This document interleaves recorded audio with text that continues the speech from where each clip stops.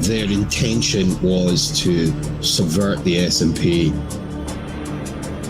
This is Sensum, innit? Their intention was to subvert the SNP.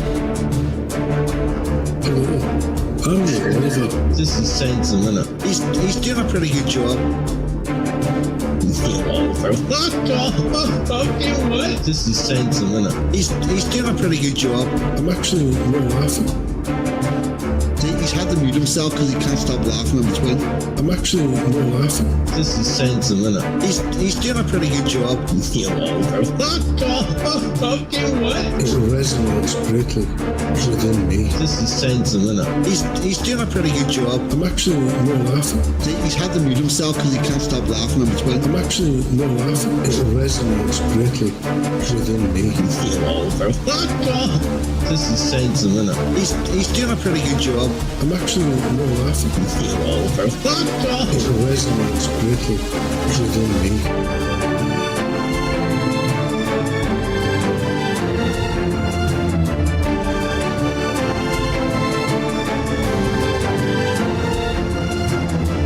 He's doing a pretty good job. Good afternoon, good morning, good evening. Please delete is applicable because this is the internet. Time zones are a thing and it's worldwide. Very big welcome to everybody in the stream. I'm here tonight for the monthly three-header with my good friends, the Charity Liberation Front and DJ Resisting the Lies. How are you, lads? That intro still gets me as if it's the first time I've ever seen it. It's a belter. I feel very liberated. I've had 2 bites taken out of me, so I feel very liberated. Now, play nice. While we're here, I'm going to do a little bit of housekeeping for all those of you that came tonight via Sensum and Bonnie Lad News earlier on. Big welcome to you. And if you're here tonight and you don't normally watch the Bonnie Lad and Sensum stream earlier on in the evening, you're missing out, because if you like this, you like that. Tomorrow evening we will have Ragnar Iron Spear, and then these two retrobates, Sensum Communen and Resisting the Lies, will be taking their show on the road after that, which is always good. Tuesday, Wednesday, Thursday, John Davidson stream, and I think that's pretty much up to date. So I'll do a quick hello. Emma G, evening. Emma G's not feeling too well at the moment. She's under the weather. So she's managed to get here. Toffee, what about you, chum? Pax Max, Gammon Sandwich. Ragnar, what about you, chum? Real Vincent Griffin. I think that's everybody. If I haven't said hello, give us a shout, and I will. So that's hello to everybody. And the other thing I'll say is, we're not quite sure. We haven't figured out exactly what we're going to talk to about. Oh, here, hold on. News just in. Toffee's going to be making Mondays his regular slot, so that'll be good. Toffee's always got something interesting to say, so there is that. So he's told me what he's planning on doing for his first stream as well, when he takes the Monday slot. He's going to be talking about socks this Monday, so subscribe to Toffee so he can talk to you about the wonders of and the aesthetics of socks. Don't know why he's talking about socks, but that's what he's planning like. But just to update you as well on your what you were saying there, the stream on Sunday night, it's no on my channel because I think I've run out of StreamYard minutes, so it's going to be on Sensum's. So he's taking advantage of my clout. I hope he appreciates that. Sure he does. Right, everybody over the Sensums on Sunday evening.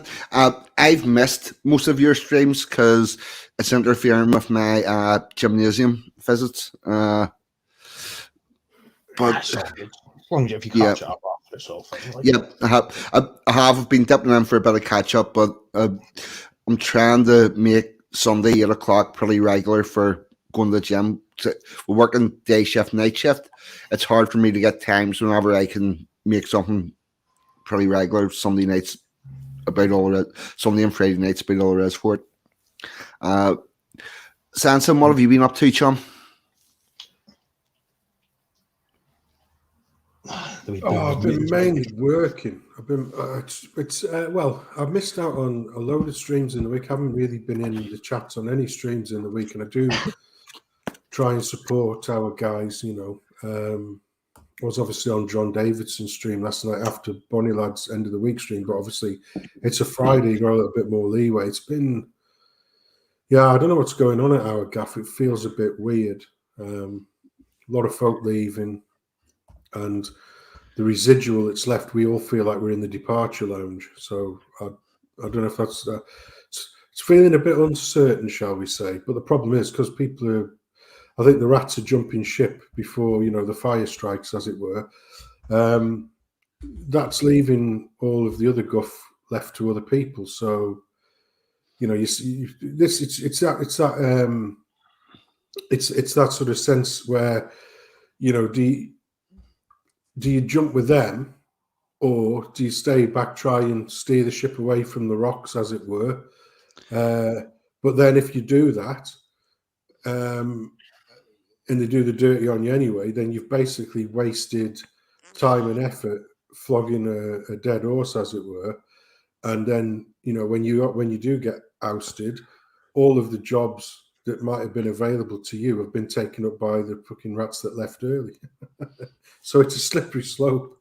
I hope that's not the case. I really do, because I do still actually need this fucking job. But apart from it's the way employment's going in this country at the moment is absolutely fucking nuts. The thing that we're getting more and more and more of is these fucking 0-hour contracts, and the way companies are treating employees is it's going to hell, mate.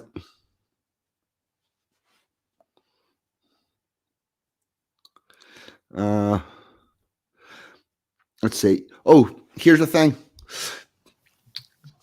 On the subject of world news, because you two would be sort of pretty up on what's going on around the world. Have you any idea who Daryl Brooks is? Yeah. DJ has Sensum view. I don't know Daryl Brooks, but I know there was this murderous SUV in the States. Yep. That's the exact fucker. He's currently he hasn't got sentenced yet, but he's looking at 6 consecutive life sentences and then another 840 odd hours is what he's looking at.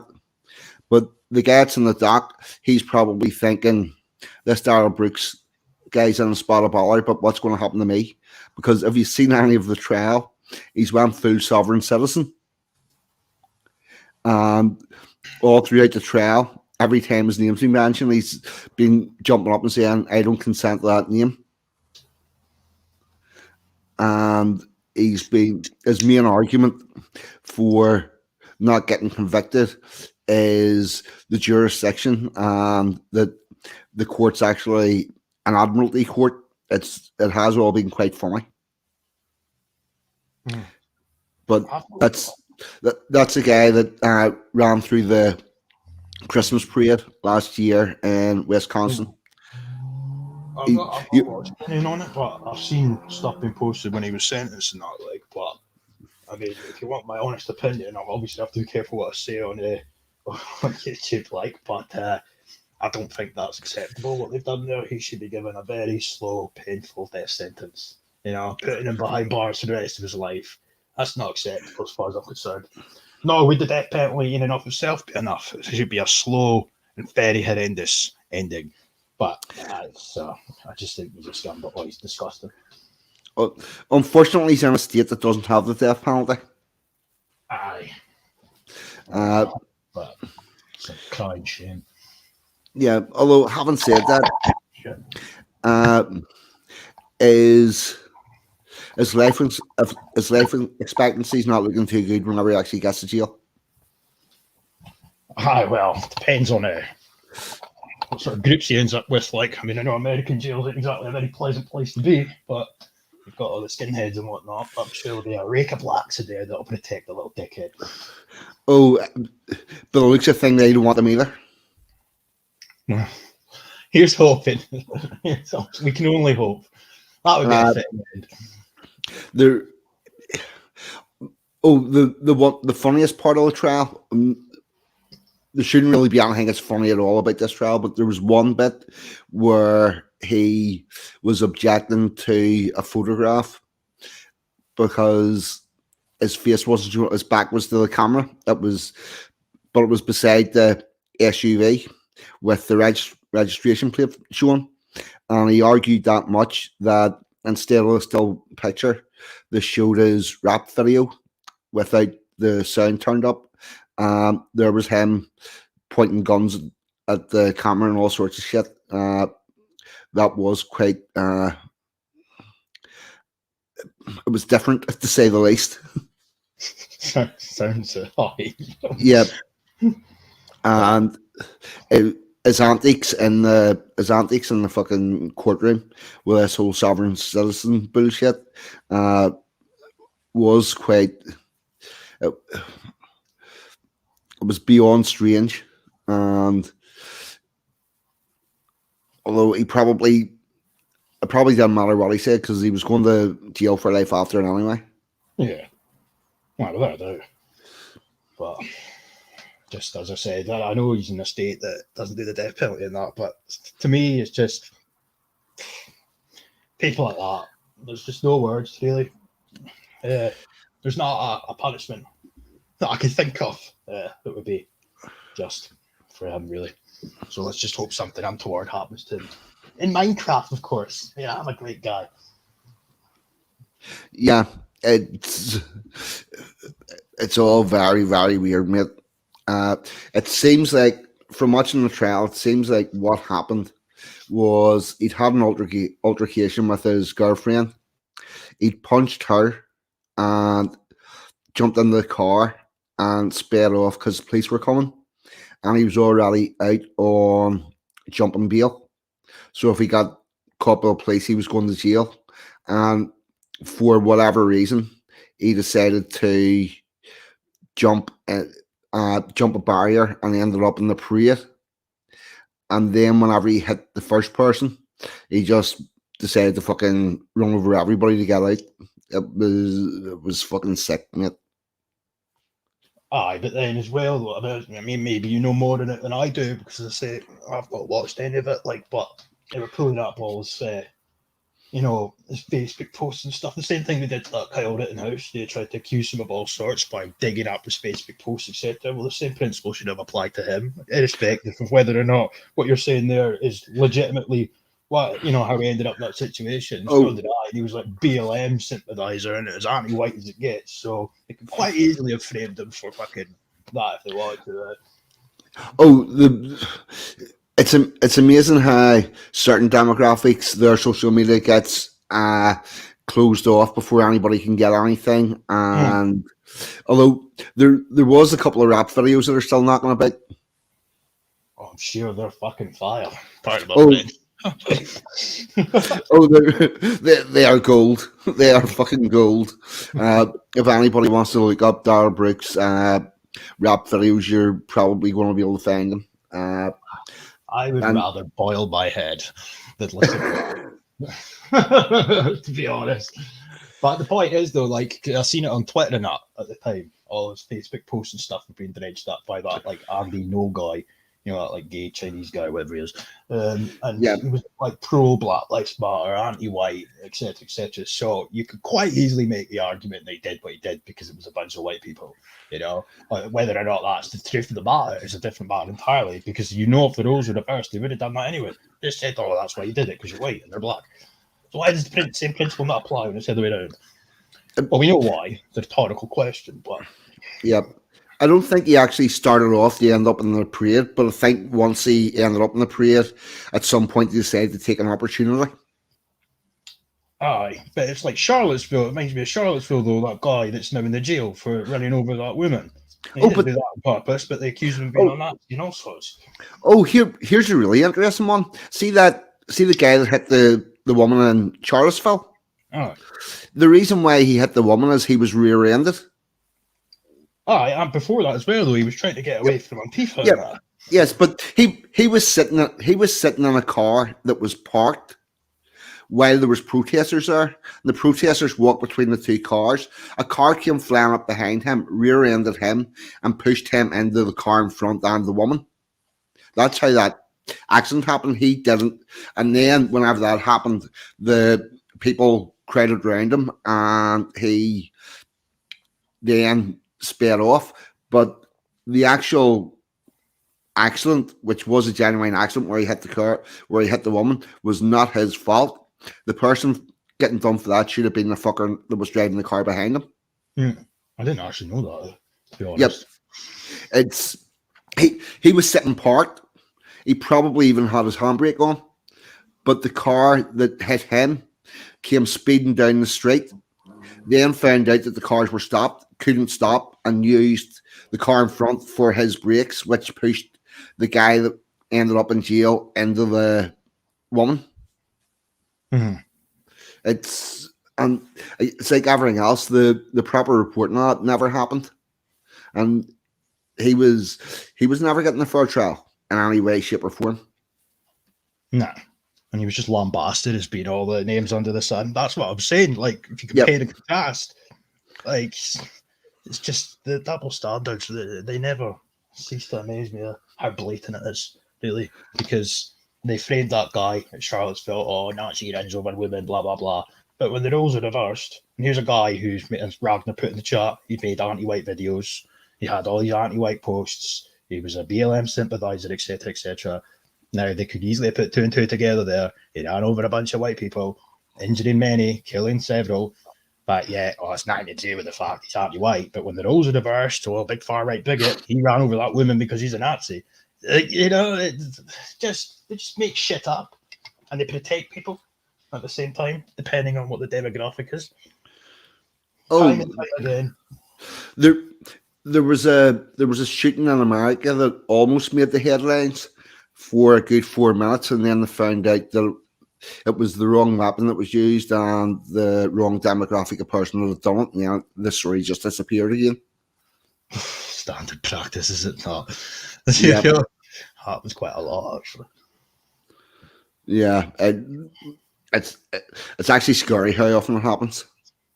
And you know, and there's another trial going on, which I need to try and look into.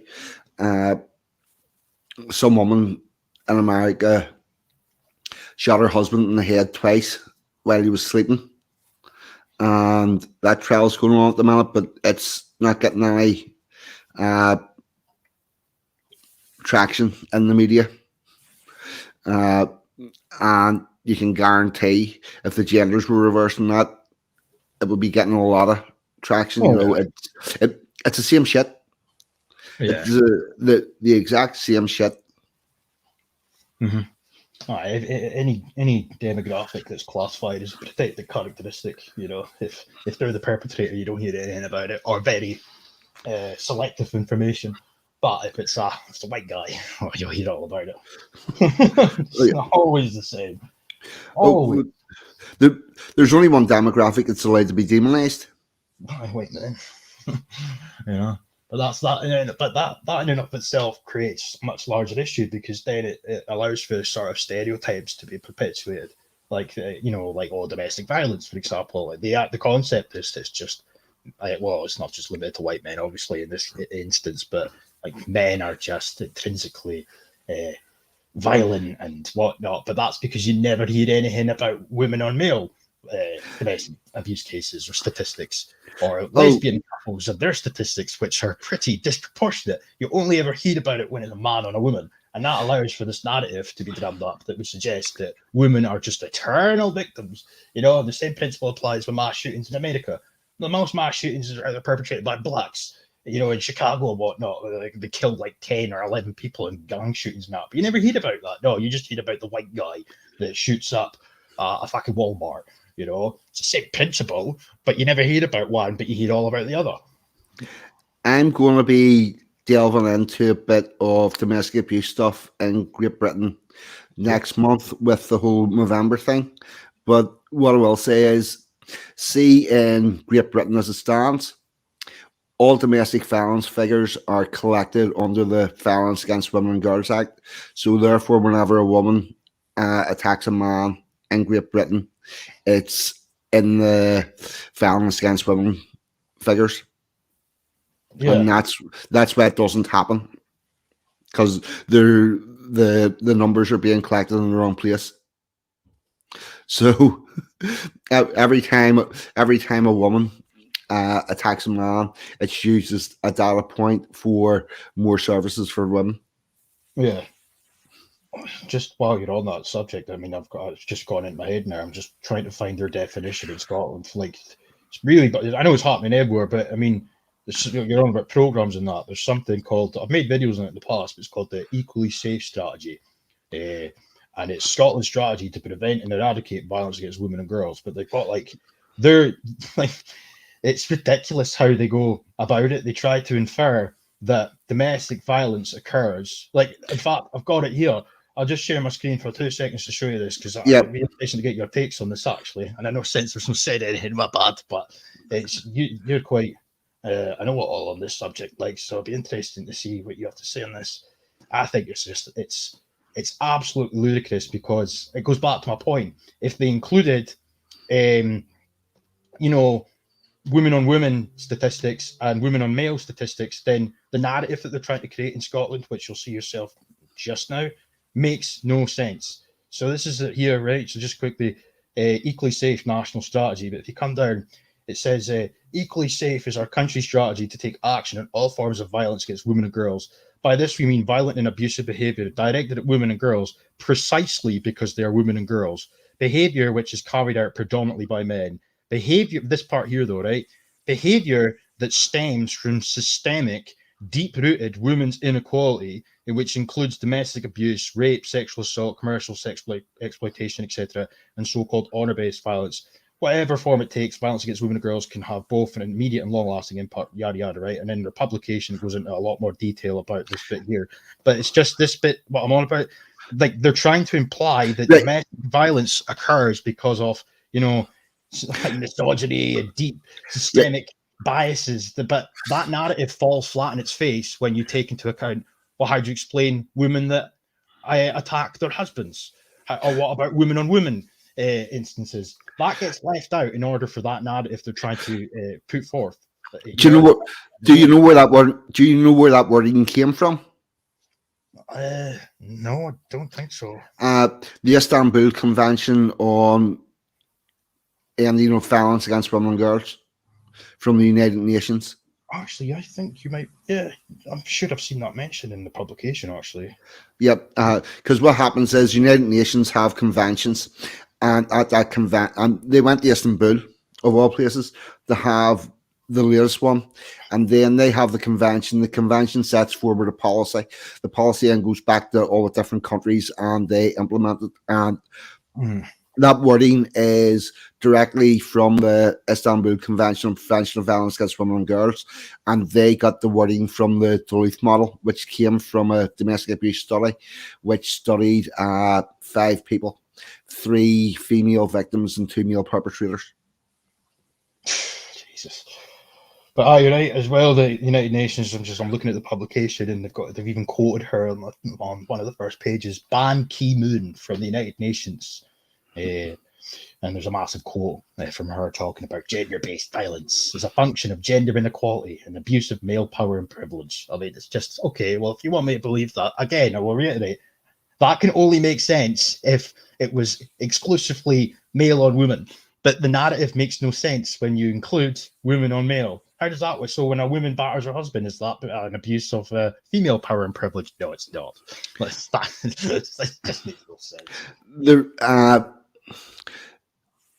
Back in 2013, 2014, Northern Ireland Strategy for Prevention of Domestic Violence had a consultation document out, and it was going to have the Carol Heigman White version, which is the Duluth model, only instead of on a wheel, it's in four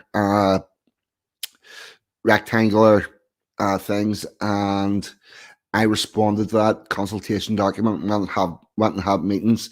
We got that pulled out of it, but it didn't do that much. Rory Herbert has says, do you recall Lorena Bobbitt, the case of 1983, which cut off her husband's penis? He got thrown back on and went on to be he did one porn movie, but your woman Sharon Osbourne on The View did this thing where she talked about having a shrine to Lorraine Bobbitt, and then she had a really good laugh at another case where a man had his penis cut off and put in the waste disposal, and she had a hell of a laugh at that. And then, like a week later, she was called back in to make an apology, and she laughed her way through the telephone call. And I'm pretty sure if it had been a story about a woman getting her tits cut off, it would not have been treated in such a manner. No, I agree. It's the first I've heard any of those stories, to be fair, but no, it's always the same. You know, I'm going full circle at this point. It's just the double standards. See, when you realise the double standards are at play here, I mean, it all becomes clear. You know, it's like you start to be able to see that a lot of the bullshit that gets put in front of people's TV screens is done by design. You know, I know I'm preaching to the choir to everybody here, like, but you know, just in general. There's Sadama, Mr. J-Bomb dropping himself. My channel's still alive and kicking, so all is forgiven. Right. Let's see. What else we're going to talk about? Sensum and DJ have both sent me over stories, so I'm going to grab one of them and we'll pull that up. This is one from Sensum. Just give us 1 second and I get this up. Here we'll go back to StreamYard, present, share screen, tab. I think this is the longest I've ever seen Sensum quiet for. Yep. I'm keeping the chat entertained.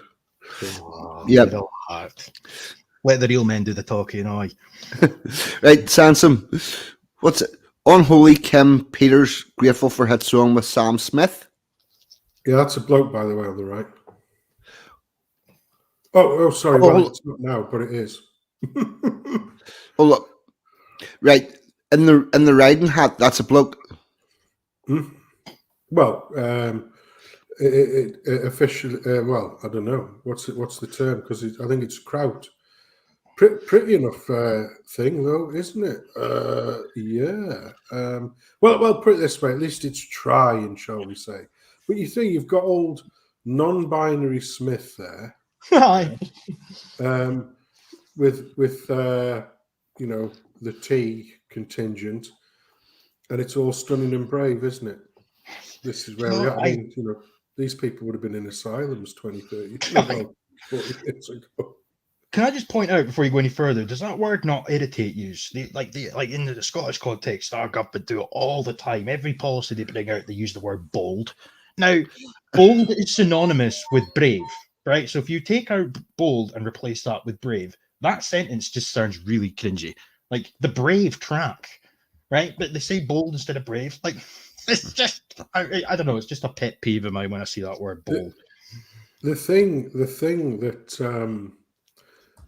Like I say, I saw that one. It was potentially one of the things. It was a filler story if Bonnie Lad didn't get round to it on his stream on Friday when we had the Great Rags on as a guest. And what I noticed about it straight up, well, basically, I saw this story and I thought, why is that a story? Because we know Sam Smith, is a bit, when his record ratings goes down, he identifies as something new to get a bit extra traction, so to speak. And I thought to myself, well, and in fairness, this Petrus type.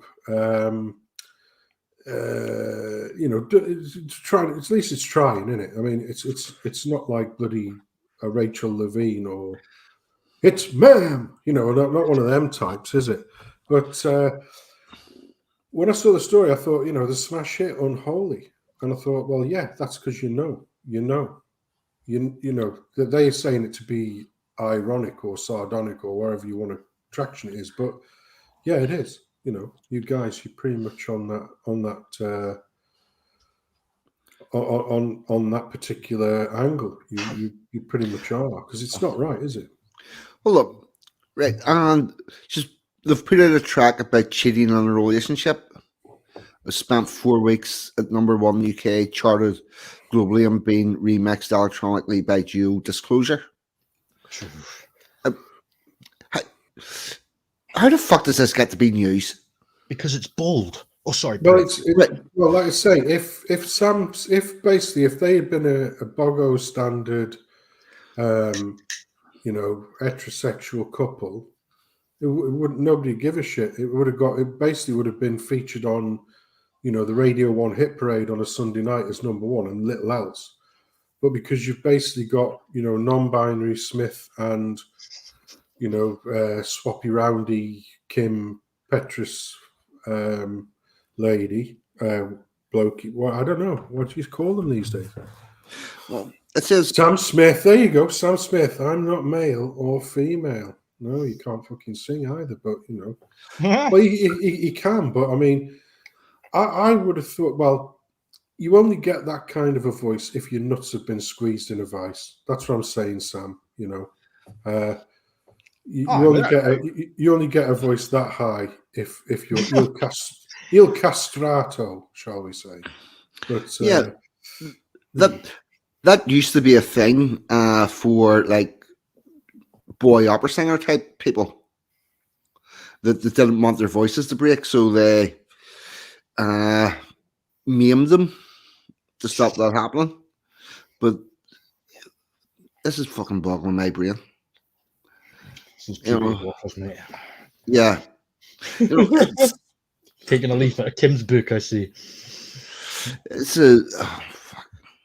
I don't know. Can you not even just listen to the radio anymore? Funnily enough, speaking of the radio, I didn't know it was a non-binary Smith and a swappy around Kim, as you called them.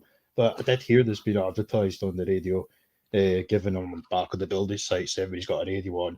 And I did hear some big hoo-ha be made about a tranny making a song. And I think that's probably part of the reason that it's ended up at #1 for a period of time. I mean, surely, I'm sorry, I'm being very bigoted right now. Obviously, the bold message of cheating in a relationship is why it went to #1. It's got nothing to do with the artificial manufactured inflation, which comes off the back of the fact that one's a non-entity and one's a tranny. Nothing but it still has to be bought, and like I say, it just goes to show you how the propaganda works in this country, because all of the imbeciles are lapping it up like manna. But one thing I will say is I didn't mind that La La La, the Naughty Boy track with Sam Smith. I didn't mind that at all. That was a pretty decent track, but that was obviously pre-Sam Smith becoming an Egypt. Sensum, I remember the good old days whenever you bought your 8-inch single in vinyl, and whoever sold the most of them got to be #1. But that's not how our popular music charts work anymore.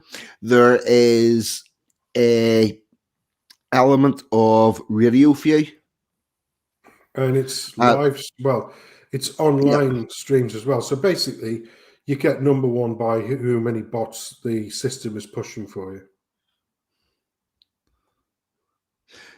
Yeah. I've been told to check the chat here.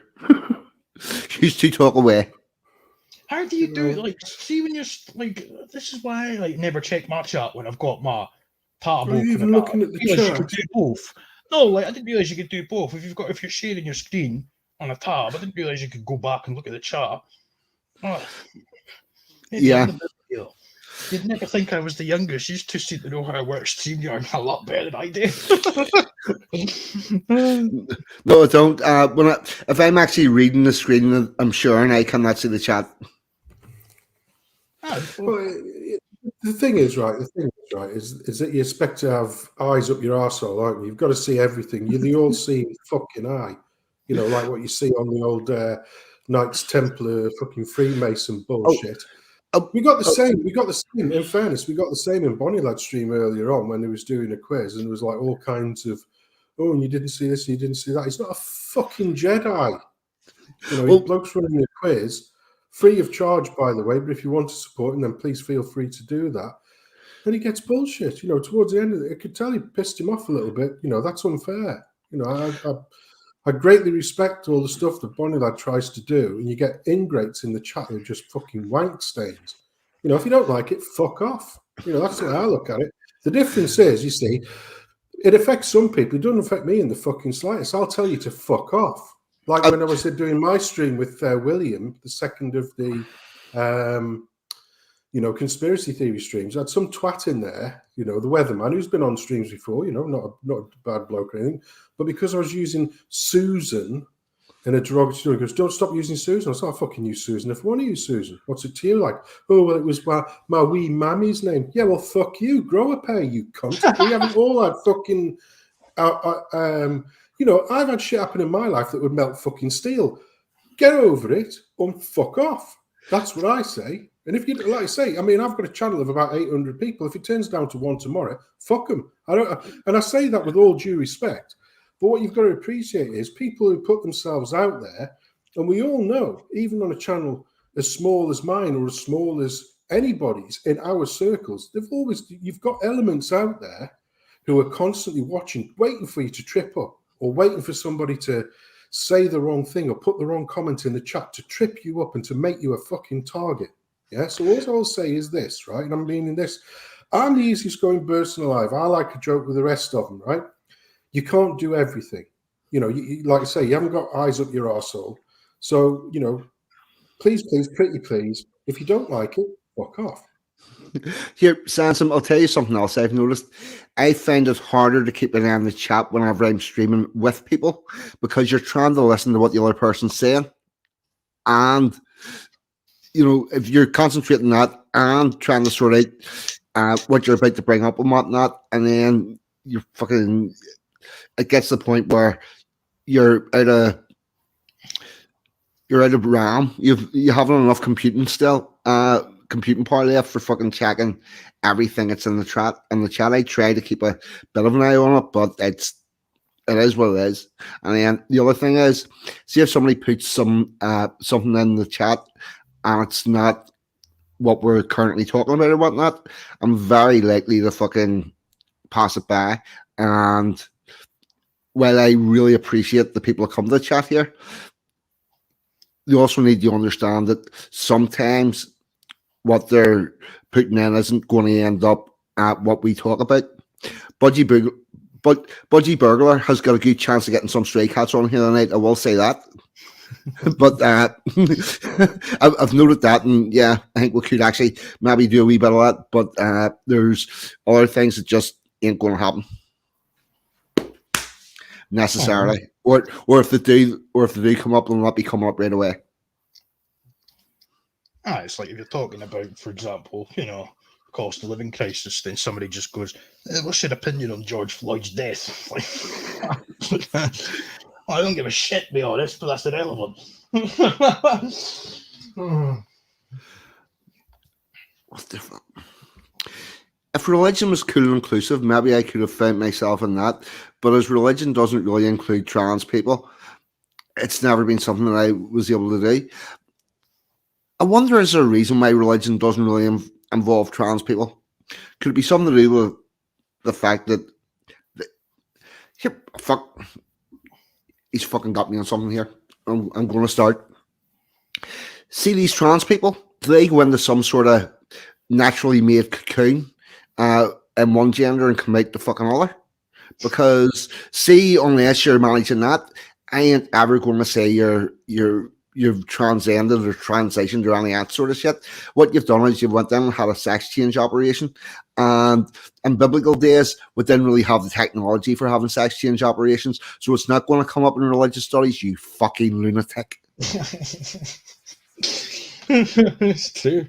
It's the same principle with the babes, though. You know, they always complain that, like, oh, yeah, it's like British schools are too Eurocentric. It's like, well, that's because babes weren't here historically, so of course, like, history lessons, etc., will be Eurocentric, aka white focused. You know, it's the same principle. Oh, why aren't we in the history books? Because you were fucking here, eh? Same principle, literally the same. These people, whether it's feminists, whether it's trannies, whether it's blacks or brown, whatever, they all just copy and paste the same rhetoric. It's the same, woe is me, can I baby routine? You know? They point to things that should go without saying, and they've got some fabricated justification for it. Or explanation, even. You know, the implication being that they're not included in biblical texts because of discrimination, etc. No, as she says, because, you know, back in those days, I'm pretty sure trannies weren't walking about in abundance. Yeah, sex change operations, if you want to call it that. It's more like a body mutilation, really. But I'm being a bigot now. I need to stop. Yeah, here's the other question. See, whenever they put all the time and effort and expense in to have an operation to change them from, supposedly, because there's no way of changing their chromosomes and shit, but they're changing themselves to present as a man instead of a woman or a woman instead of a man. Why do they not call themselves a woman or a man? Why do I have to put this trans thing in front of it? It's like, I've put the effort in, I've changed into a woman, but I'm going to make sure that it's up or right front that I'm not actually a woman. What the fuck? Well, yeah, while they do this, they simultaneously want to be seen as the sex that they're LARPing at. It's like, which one is it? Are you a trans man or a man? You can't be both ways. But more power to them if they want to call themselves trans men and trans women, because with the few that kind of get away with their new look, at least we can identify them a little more easily. Yeah, it does. It makes it slightly easier to find the fucking lunatics. Yeah, it's the equivalent of wearing a dance hat, you know what I mean? They want to label themselves as that, fine. Yeah. Well, here's a thought. What about they just fucking go about, have their fucking sex change operations, call himself a man, call himself a woman, go on about their life and not fucking shove it down their throat every fucking minute? That's too much to ask for. Like, come on. That's not very inclusive. We're all about inclusivity here in the Western world nowadays, you know. Even Scotland just now, they're passing this bill, the Gender Recognition Act or Gender Recognition Bill, and some of the shit that they were saying in Parliament over the course of this week over that. It's just, it's insufferable. But like, they're wanting to reduce the ages now from 18 to 16 for people to start, you know, their transition. I just think it's disgusting, in truth. After, obviously, this is a very, very cagey subject, like, because I've had many a strike for talking about these issues in the past. Anything LGBT related, you're under this, so maybe we should kind of get off this topic very soon. Like, but my point is that it's just going far too far. Well, okay, are you talking about this person? The thought? Lauren Simonson. Yes, Lauren Sullivan. Well, that's her real name is Simonson. She's rehab, really. Literally rehab. Well, she's she's female, but I only put her up there because here's a thought. A bit of a play on the words. Yeah. She used to be fair, I'd be lying. I did used to think she was quite attractive myself when I was younger, but then I realised she was full of shit. Yeah, I had her figured for full of shit before she ever reached the place where you would have probably found her, where she was doing like Borderland and all that. Yeah. I can't remember when I actually seen her first. It was before, because I never watched any of that documentaries, but it was. I used to make videos on her, taking the piss out of her. Her and Tommy Robinson, both of them. Well, that was it. 'Cause I used to make videos on ISIS back in the day, like calling out like the falsehoods that were being perpetuated. You know, like all the time there's terrorist fear porn, and I think the vast majority of it was just nonsense. You know, it was justification to continue invading these countries and whatnot. But Lauren Southern would always roll on out with her bleached blonde hair, talking about the jihadi masterminds and that. And it's just, I just used to rip this out of her. Then I found out she was a wee hat. I just thought, it makes sense now. No, she was pretty much an anti-feminist before she got as far as that. She originally hung about the men's rights movement and found out that in that movement, women get treated pretty much the same way as men do because we believe in equality. And then she shuffled off because she was missing a pedestal. Yeah.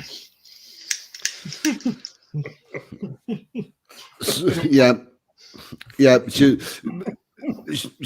was then got a shitload of subscribers. You know, you do realize she's from a protective group. Well, yeah, chosen ones. Yeah, well, she did get her Canadian driving license changed to male. There is that. In fairness, she did do a documentary about the plight of South Africans. Yeah, borderlands. South Africans, which, in fairness, was very good. It was very good. In fairness, she started off doing commentary on feminist rallies. there you go. I don't know about that. Yeah, like going about the same way that Scottish Slav TV guy used to do it. I thought he was based as fuck on a side note, but anyway, like she would go up to all these like SJW protesters and interview them and stuff. I think that's where she sort of rose to prominence.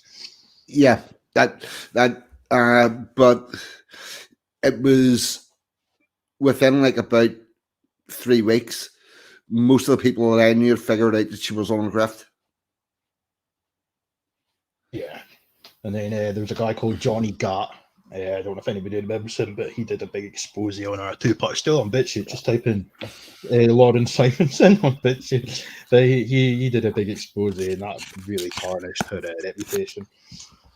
But like when you look at it for what it is, she like dyes her hair bleach blonde, calls herself Lauren Southern. It's a fake second name. Like she's just the ultimate thought, as you say. Yeah. Oh, for I take it everybody in the chat knows what THOT stands for. Oh yeah, thought. Oh, I haven't got a clue. I don't know if I know what does it mean? Because I've heard this term all the time. I haven't got a fucking. That hoe over there. That who? That hoe over there. Is it a gardening program? Yeah, that hoe over there. It's a name given to e-girls who make money off the internet for getting their tits out and stuff like that. They mainly so the name is that hoe over there. Oh, is that the thing that Iceland bird? What's the name? Not from Iceland. The bird who used to advertise the food from Iceland. Katie Katona. Yes. Is that what she's doing? I honestly don't know what Carrie Katona's doing. Yeah, I'm certain she's doing that cam thing where she gets her boobs out for people who pay. Oh, right. Oh, OnlyFans and shit like that. Oh, is that something different then? No, OnlyFans is that. OnlyFans. There was a woman selling a fucking dirty bathwater. Oh, that was. Delph. Manky fucking verrucad, scabby pube water. And you want to see pictures of her without her fucking makeup on? She is ugly. Delph. Which is yeah. She's got the pink. Well, the obligatory pink. Yeah, Belle Delphina. Who's that there?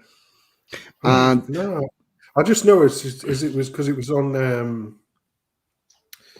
It was either Salty Cracker or we've got a problem, who was talking about this bird who was selling a rancid, minging, dirty bathwater, and it was going for like $5,000 a fucking vial, like a little. No, it wasn't. It was like $500 for a 500 milliliter water bottle. Minging, and what are they going to do with it? I don't know. But the other thing is, while we're on terms and terminology, that stuff was all brought up, and the money that comes in these women arrive by the form of simps. SIMP. Do you know what that stands for? Well, Do you know what it stands for? I thought it was short for simple. No, sucker, immortalizing. No, sucker immortalizing mediocre pussy. Oh no, I've never heard of that term. I thought it meant simple. No, sucker idolizing mediocre pussy. Oh. No, I didn't. I like to say I've heard the term thought, but I didn't know what it meant. I've heard the term simp, but I thought it meant simple. Because when you see these sort of bloody beaters who do all this crap, they look a bit simple, don't they? And it reminds me of that youth, the one that when anybody says simp, the idiot I always think of when I'm thinking about simp is that bloody Wankstein who's crying over the latest release of the new Star Wars films, and he's fucking in tears. He's like, "Oh, this is so great." I'm like, "What in the fuck are you doing, son? Jesus." Do you know which one I mean? Have you seen that video? It was like, in the new, and it was the new last 3 of those Star Wars films that come out. No, haven't seen it. No, like I say, the last 3 Star Wars films come out, and when they released the preview, there was this watery-eyed bloody simp, as I would call it, like what's the word I'm looking for? Like beta male sort of archetypal bloody beta male, and he's fucking in tears. He's like, "Oh god, this is so great!" I'm like, "Fuck." Well, Wookiee's got some third-hand bathwater to sell. God, dear me. Oh. I mean, what's wrong with people? Why? And what was the other one? But it's not like, the thing is, right, all of this fucking bullshittery, it's now in the mainstream because, we had, what's her face, old Gwyneth Paltrow selling candles that smelt like a fanny. I mean, I don't want a candle that smells like a fish supper. Do you know what I mean? I don't want something that smells like, bloody the back of fish market bins. Or a candle that just lights the house. I don't even like them scented candles, so I'll be banged over backwards if I want a bloody candle that smells like rancid fish drippings. Ugh, horrible. Where do they come? Who thought of that as an idea? Awful. All this madness, it takes it approximately 5 years to get from Tumblr to mainstream. Yeah. See whatever's going on Tumblr. That becomes mainstream in about 5 years. Oh, that's great to know. So we can expect there to be some adaptations to the ever-expanding gender list that children learn about. There are over 100+ different genders. I can't wait for that. People that I identify as space molecules and people like some of the fucking stuff on Tumblr, man. Well, I currently identify as an attack helicopter. But there's a point to this. See, every time I come across something where, like, say you sign up for a new mobile phone or whatever, and it goes, and in normal world you'd have male and female, and because we live in crime world, it goes male, female, other. Right? I select other, and then look down the drop down list, and if it says attack helicopter, I'll go on that, and if not, I go right way down the bottom where it says custom. Click custom, opens up a dialog box, and I type in attack helicopter.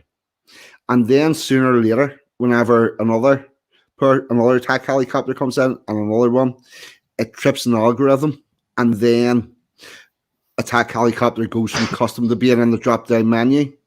And then what happens is the next one of these fucking lunatics comes along and they're all happy because they're about to put in their made up gender. And they start to go down the list and there's attack helicopter, first, second, or third, or whatever.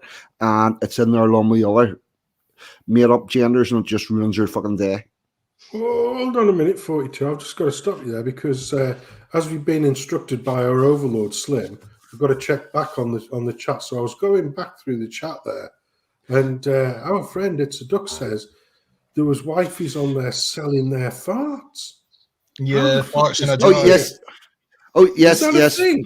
It's not Oh, just bullshit. There was a woman ended up in hospital that she'd been fucking because she'd been eating the wrong stuff to make so many farts. Oh man, She fucked up her whole stomach. Oh man, who in the right mind? I mean, come on. Oh, it's the fall of society. It's I a mean, we're beautiful, all glorious pretty thing. proud of the odd beefy ego. And Right. you know, if you trap the missus under the Right, duvet, Christ. you know, with a beefy ego, but that's just selling your farts. I mean, money for nothing. In fact, I'll tell you what, right? If they're selling the farts, they should be getting taxed to fuck because they're part of the climate problem. Oh, funny you mentioned that. Have you heard of the thought audit? The what? The thought audit. The thought audit, no? Yeah, No. the audit. Every Boxing Day, because people are bored on Boxing Day, right? There's a whole bunch of people, and what they do is they look up around OnlyFans and all that and find their local thought and try to figure out roughly how much they've earned and report them to the tax people. I've never heard of that. Like, I'm learning quite a lot of stuff tonight that I'm not sure I want to know about. Oh, Jesus Christ, I don't know. But yeah, I didn't know that about the lassie there. They were saying felt ill or whatever, because I was going to say, well, David's just said it there for me, incels. Like, you know, there will be guys out there. I mean, you can slag off the people that are selling this shit all day long, but at the end of the day, they wouldn't be able to sell it if people weren't buying it. And there's a lot of people out there, sadly, it's just another example of the state of society where people do that shit now. It's not incels doing that.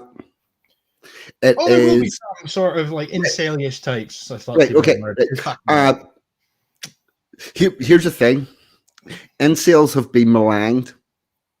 So the original definition of an incel.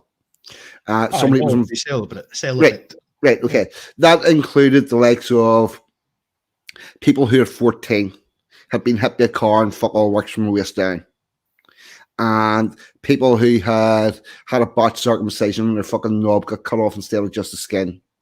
People who, for whatever reason, had no possibility of having a sex life. And at the beginning of the incel phenomenon, where it was named, we in the men's rights movement had guys like that talking to guys that had a failure to launch, that were sitting in their parents' basement playing video games and fucking eating a shitload of stuff and getting out of weight, getting overweight, who then also wouldn't be able to form and maintain a relationship. We had the disabled guys talking to the failure to launch guys and telling them to get off their fucking arse, get down to the gym, do a bit of work on themselves, because you actually don't have that bad. We're the people with the problem. And then what we found was, because most of these men had an ability for there to be some form of compassion with them, they took people like Elliot Rogers, who is a sociopath, that went on a fucking shooting spree, and they moved him out of the sociopath demographic and into the incel demographic and tainted all of the incels with that. It's a fucking what they have done is absolutely ludicrous. And the other thing is, as soon as they did that, there was also a whole load of Reddit groups and different groups that sprung up that fucking glow that much you could see them from the fucking space station that were not there 2 days before. And they used that to demonize a group of people that were on their way to getting help and assistance and how to find their way, a better way to find their way through life.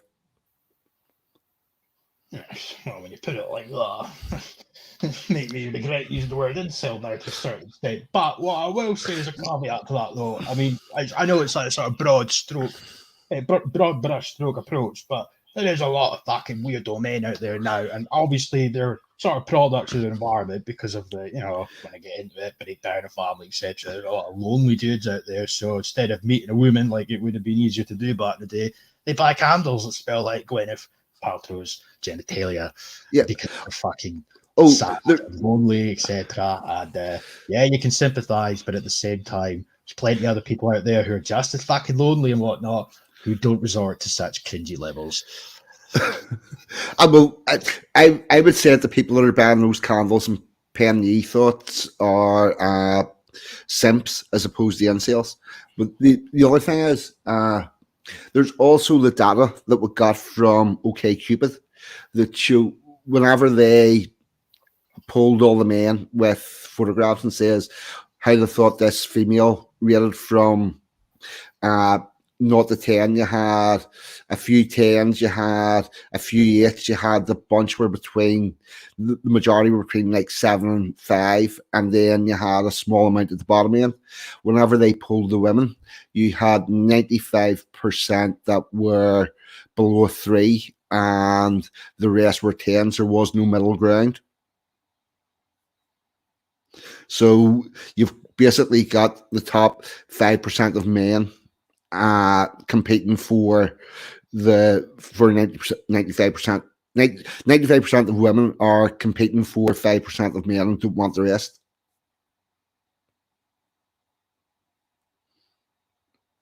Which doesn't help the whole situation. Thanks for the black pill like. You know, I want to get back to Kerry Katona because I mean, she always looked like she had a decent rack. I'm just wondering if that's the case because I wonder how much she has. I wonder. Mind you, she'd be a bit old now. Well, not old, but you know what I mean. Yeah, I just can't. But buying farts, I just can't get over that. I really can't get over that. It's disturbed me. It's a duck. You disturbed me tonight. And I don't know why I get surprised. I don't know why I get surprised. When we were doing those streams on my channel when Bonnie Lad was taking a break, I never thought I'd be shocked again. And I just go, you'd always hear something. There was always a level lower, but buying farts has to be, we're not scraping the barrel. We've gone through the wood of the bottom of the barrel. We're touching concrete. There are worse things than that. There are. For God's sake, don't tell me. Jeez. I mean, I'm not a religious person, but I'm going to church tomorrow. I've got to clean myself. There is a large market for secondhand liquors. Well, that's what Tom. Well, was that what Tom Jones? No, that was the women used to throw knickers at Tom Jones, didn't they? Do you remember that? Yes. I remember that. Yeah, he used to throw them back. That was the thing. Yeah. There is a market for secondhand underwear, both male and female. But what are they? Just out of interest, right? What are these people who are buying this thing? Are they expecting? Because let me tell you now, right?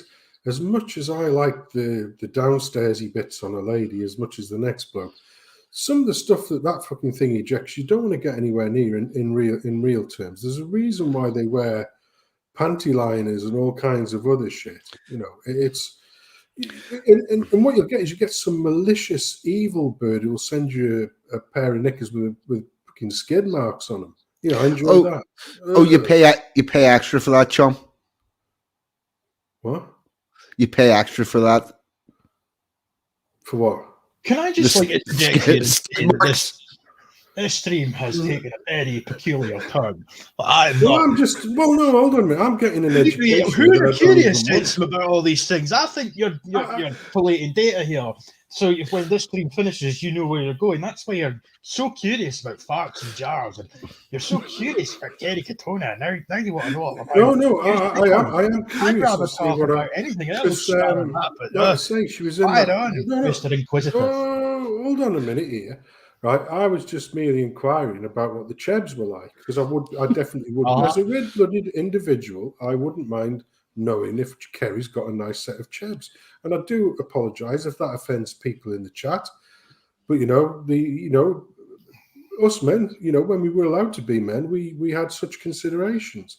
But all of the other stuff is a complete and utter anathema to me. I can't believe there's such a thing. Like I say, I was amazed when I saw it on. It was either Salty Cracker or We've Got a Problem. He was talking about the wifey selling her bloody bathwater, and now, yeah, but they sell the farts. Now they're selling soiled knickers. I mean, where does this degeneracy end? I mean, I can't believe it. Oh, I say it's the dust of the ashes. Got another It's not tab even open dust, right is now. it? Any lie, like that's what he's got another tab open right now. And Right. he's doing this shit. Yeah, I, rubbing his hands in glee. Can't wait for this tweet to end. I'm gonna have a great time. Like, right here, Sensum, I'll tell you where it goes next. The shorts of someone who ran the London Marathon while free bleeding will probably be up for sale or have been sold. don't give him any more ideas, for God's sake. Like, No. can we before people start turning off? Can we seriously talk about science? Know this fucking weird shit. Can we lighten the mood? Has there not been any massacres or anything anywhere to lighten the mood? Or for God's sake, this is dreadful. Put a story up with a bit of gumption in it. I mean, we started off taking the piss out of Sam Smith and his fucking deviant mate, and it's degenerated into this fucking dark web bullshit. Give us a second. I'm going to get something up to lighten the mood. Get Russ Abbott on. Oh, what an atmosphere. I love a party with a happy atmosphere. Go get me a bottle of farts. I'll lick you everywhere. That's like, what? Get me a bottle of what? Sorry? Bottle of farts. Go get me some of that McEwen's bottle of farts. I'll have a bit of that.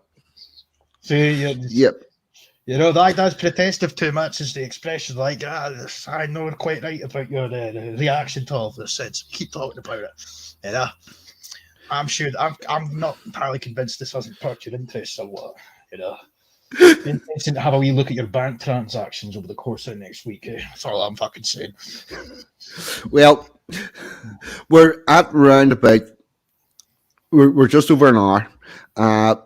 I'm going to put up something to lighten the mood and make somebody quite happy that's been asking for this for quite a while.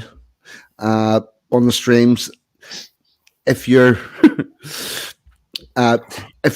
watching this on catch up, you're not going to get the next bit because it's going to end up trimmed out for copyright. But here we go. Here's a bit of Stray Cat strut from a time whenever life was a lot simpler and nobody was selling their bath. See, you can't. Fuck that. Can I just say one thing? That was shite, by the way. But on top of that, quite often I say that I think I was born in the wrong generation because of my views, and given my age, everybody around me seems to be a dickhead. But I look at their hairstyles from back then, and I'm kind of glad I wasn't born back then. That's all I'm saying. Well, was it better or worse than the Gurnham we had last week or last month? I can't even remember what was on last month. No, that was a bit drunk. do you remember the people with the contorted faces with the Gurnham doing the Gurnham thing? Yeah, they're called. What they're called? They're called. Is it? Are they called? People who had a bad reaction to the injectable. Full of funny face.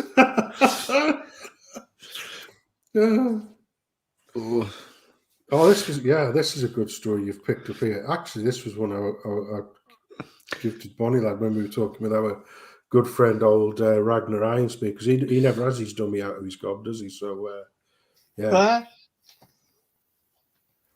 Yeah, here we go. We've got this shoot disposable vapes be banned. I can nearly speak there.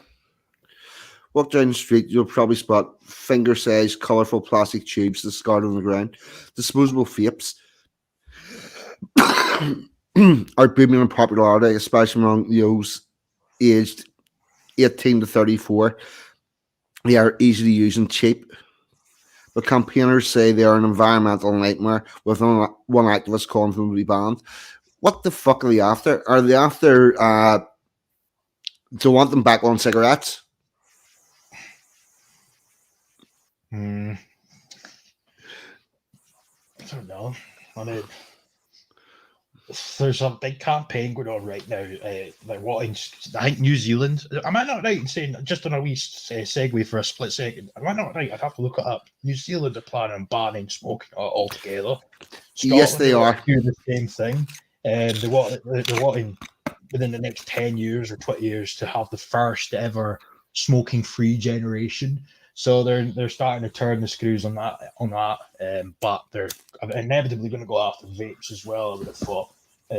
Sure, there's been talk of the very bare minimum doing the same thing with vapes that they've done for cigarettes. You know, where they got rid of all the different coloured packaging and that, like Spence and Hedges used to be gold, Lambert Butter silver, etc.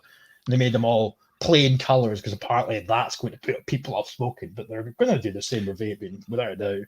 But the amount of youngsters I see walking about with vapes and that, I mean, I can't say anything. I was smoking when I was 13, but they're walking about with these big vapes and that, and I do wonder how the hell they're getting them. Like, it seems to be every youngster's smoking them now. Well, I've never done any of this vaporizing thing. I've tried it once and it was shit, to be honest. I like it. They started off as an alternative to smoking, like to help you come off fags. You go into the vape, but now kids are just walking about with vapes as if it's some sort of trend. And I mean, who knows what the long term, if any, I don't know if there is or not, long term effects could be of this shit. They're guinea pigs, effectively. Well, my one and only encounter with these vaporizers was a bloke who I used to know who would play golf with him every now and again. When I used to go his golf, would play around a golf with him. Good lad. And he used to smoke tabs, but he used to smoke the proper tabs, like, you know, the manufactured tabs. Rally rolled, tailor made. Yeah, the proper, like, he used to smoke. What was he on? What was his tabs? John Player. No, not John Player. The Super King black ones. Yeah. So John Player Special. Yeah. No, these were super. Well, they might have been John Players originally, but then they called themselves Super King. So I don't know if they were the Super same King thing. They were just bigger. Yeah. So he used to have them, but he used to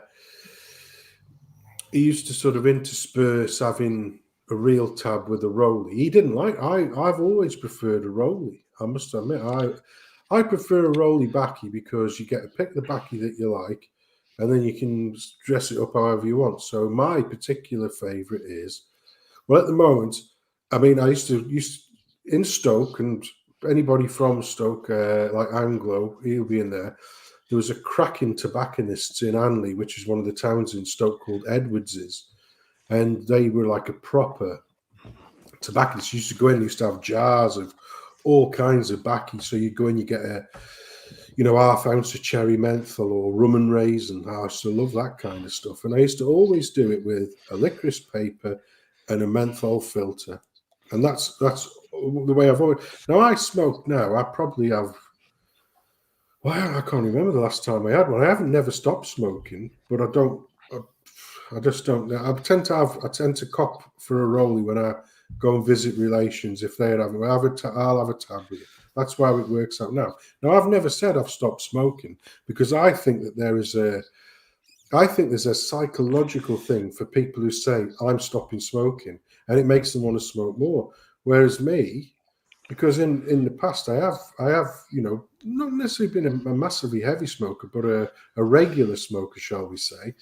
And I know people who have contorted themselves into fits trying to give up by saying I'm giving up. I never say give up, but I've just sort of calmed down. I've never and that wasn't through any sort of conscious choice. That was all because of the old sniffle. Because once you got removed from daily interaction with people at like a workplace or whatever, like where you were traveling up and down the country meeting with folk.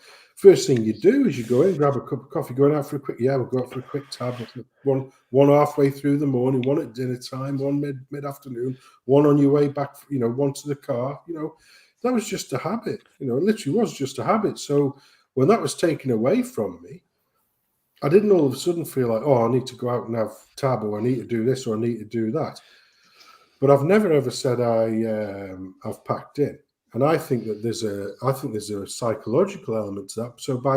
So by saying I've never packed in, and by saying if I want a tab, I'll have one, it works for me. But the only time I've ever come encounter with these vaporizers is, like I say, a mate of mine who was playing the thing, and he puffed on this thing, right? And he let this billow, he was like a fucking dragon, come out like that. And I said, what in the Christ's name are you doing there? He says, oh, it's me vaporizer. And it smelled like cakes. Yeah, blueberry muffins. I said to him, what are you smoking? And he goes, oh, it's me vaporizer. I've got cookie dough. Do you want to have a turn? And I said, go on, I'll have a turn. I'll see what it's like. I couldn't get away with it. It felt completely wrong. And I said to him, well, hold on a minute. You like a tab? Because he still used to have the odd tab, you know what I mean? But I think he was doing it to try and keep the cost down, so to speak. And I says, why don't you have one that tastes like tabs? And he goes, oh, because the ones that taste like the vaporizer liquids that taste like tabs, he says, oh, they're absolutely rank. And I thought, well, what's the fucking point of that then? But he had all sorts. He had bloody apple and cinnamon, lemon mint, bloody cookie dough. I'm like, what's this menagerie of shit you're blasting into yourself? I just couldn't get away with it. Do you know what I mean? Yeah, I'll tell you something else I've noticed, where people will go maybe every hour, maybe every 2 hours and have a cigarette. People with a vape are on it all day. It's never out of their hand. Sorry, what did you say? Sorry?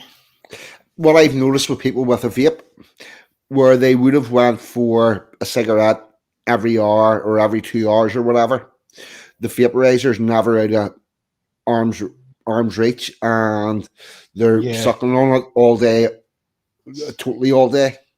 Aye, no, I see that a lot as well. Plus, on top of that, because they're able to do it inside as well, it's sort of never out of their hand. It depends where you are, because they're banning vaping inside. I didn't know that, to be fair. But here, just a question from Homitalk, because I don't even know the answer to this. He said in the chat, is chewing tobacco a thing over here? Not really. But, well, it used to, well, it's not. But my dad used to chew tobacco when he was down the pit, so a lot of miners actually chew tobacco, and the reason why they chew tobacco, and I'll tell you some of this is a you'll understand why when you're down the pit. Before they had before you had masks and all these other bloody things, which they probably would force you to wear now. But down the pit, obviously, you're breathing in, you're digging away, the dust's all over the knot end. So my dad and a lot of people down the pit would chew chewing tobacco proper. It used to be called a pigtail. You used to get a pigtail, which was like a big long. It was like probably about 9-8 inches long. Tight wound backy, like proper, and it was called a pigtail, and used to cut like an inch worth off, used to jam it in your gob and used to chow it or put it under your gum or whatever. But what that did, because obviously if you swallow backy juice, you're going to be violently ill. So it forced you to spit it out. So you were constantly spitting out the pit dust. Now, the other lads who used chewing gum for a similar thing, they were constantly swallowing the pit dust. And a boatload of those lads ended up with gut cancer, bloody bowel cancer, all kinds of things. All of the lads who chowed tobacco, they might have died of like bad lungs or whatever. Well, my dad didn't. My dad enjoyed a rollie as well. But all the lads who chowed tobacco, they didn't end up with bad guts or bloody bowel cancer, stomach cancer, that kind of things. But a lot of the lads who, maybe it's just coincidence, pure coincidence, but I don't believe in them very often. But yeah, it wasn't a normal thing like what you get in the States, chore, as they call it, chore, which is, like I say, you watch a baseball game, you know, it's second nature to the guys. They've just got a big, massive wad of the stuff shoved under the gun. I've had a go at it. It wasn't for me, I must admit. I didn't particularly get away with it. I love snuff. I did like snuff. Have you ever tried a bit of snuff? I did like a bit of snuff. You know, it's good. When you used to get a bit of a sniffle coming on, like say you could feel like a bit of a head cold coming on. You used to get a bit of mentholated snuff. A couple of good snorts on the old mentholated snuff there. You probably sort yourself out. You know what I mean? But yeah, like I say, chowing tobacco isn't really a thing over here, but in the mining community, particularly of the era of my dad. So my dad was down the pit sort of late 50s, well, mid to late 50s through to the late 80s. And he, like I say, he did chew tobacco, but it was for that specific reason, because it forced you to spit out. So that was it's not just that, the level of saliva in your mouth then catches the coal dust. Yeah. If you've got a very wet mouth, any form of dust that you're inhaling can't get through it. Mm-hmm. Yeah, well, like I say, that was like the old wives' tale, or the tale that a load of, you know, the pitmen used to pass it down. He used to say, "Oh, chow a bit of baccy when you're down." Ooh, didn't like the idea that. No, it'll keep you right. It'll keep you right. So they didn't, you know, they didn't particularly know at the time why they were chewing the baccy until probably later on when they realised, you know, well, because you're spitting out all the shit. You know what I mean? I mean, in fairness, coal dust is relatively benign. You know, pregnant women used to suck a lump of coal to get rid of heartburn in the old days. Yeah. So, but I think it was all the other stuff that was down there, you know, because when you were putting rigging in and stuff like that, it might have had bloody asbestos in, or God knows what other kind of crap, you know, before it was a big thing. Do you know what I mean? Yeah, I would say there's been. The other thing is, whenever you get coal out of the ground, it's purified, it's not connected on to all the other stuff that they didn't want. And there's probably medical implications from that as well. But it's well known that in health and safety circles that saliva will trap a certain level of dust or anything else like that. And if you're chewing tobacco, which is going to overly liquefy your mouth, and you are spitting the stuff out, that will work as a form of protection. It's not going to do anything for what you're inhaling through your nose, obviously, but it will stop you swallowing the stuff.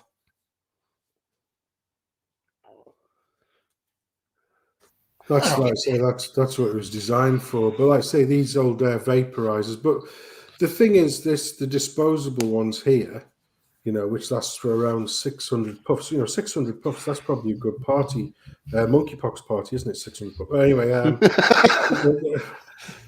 but yeah. So it says contains value. That's because of the batteries.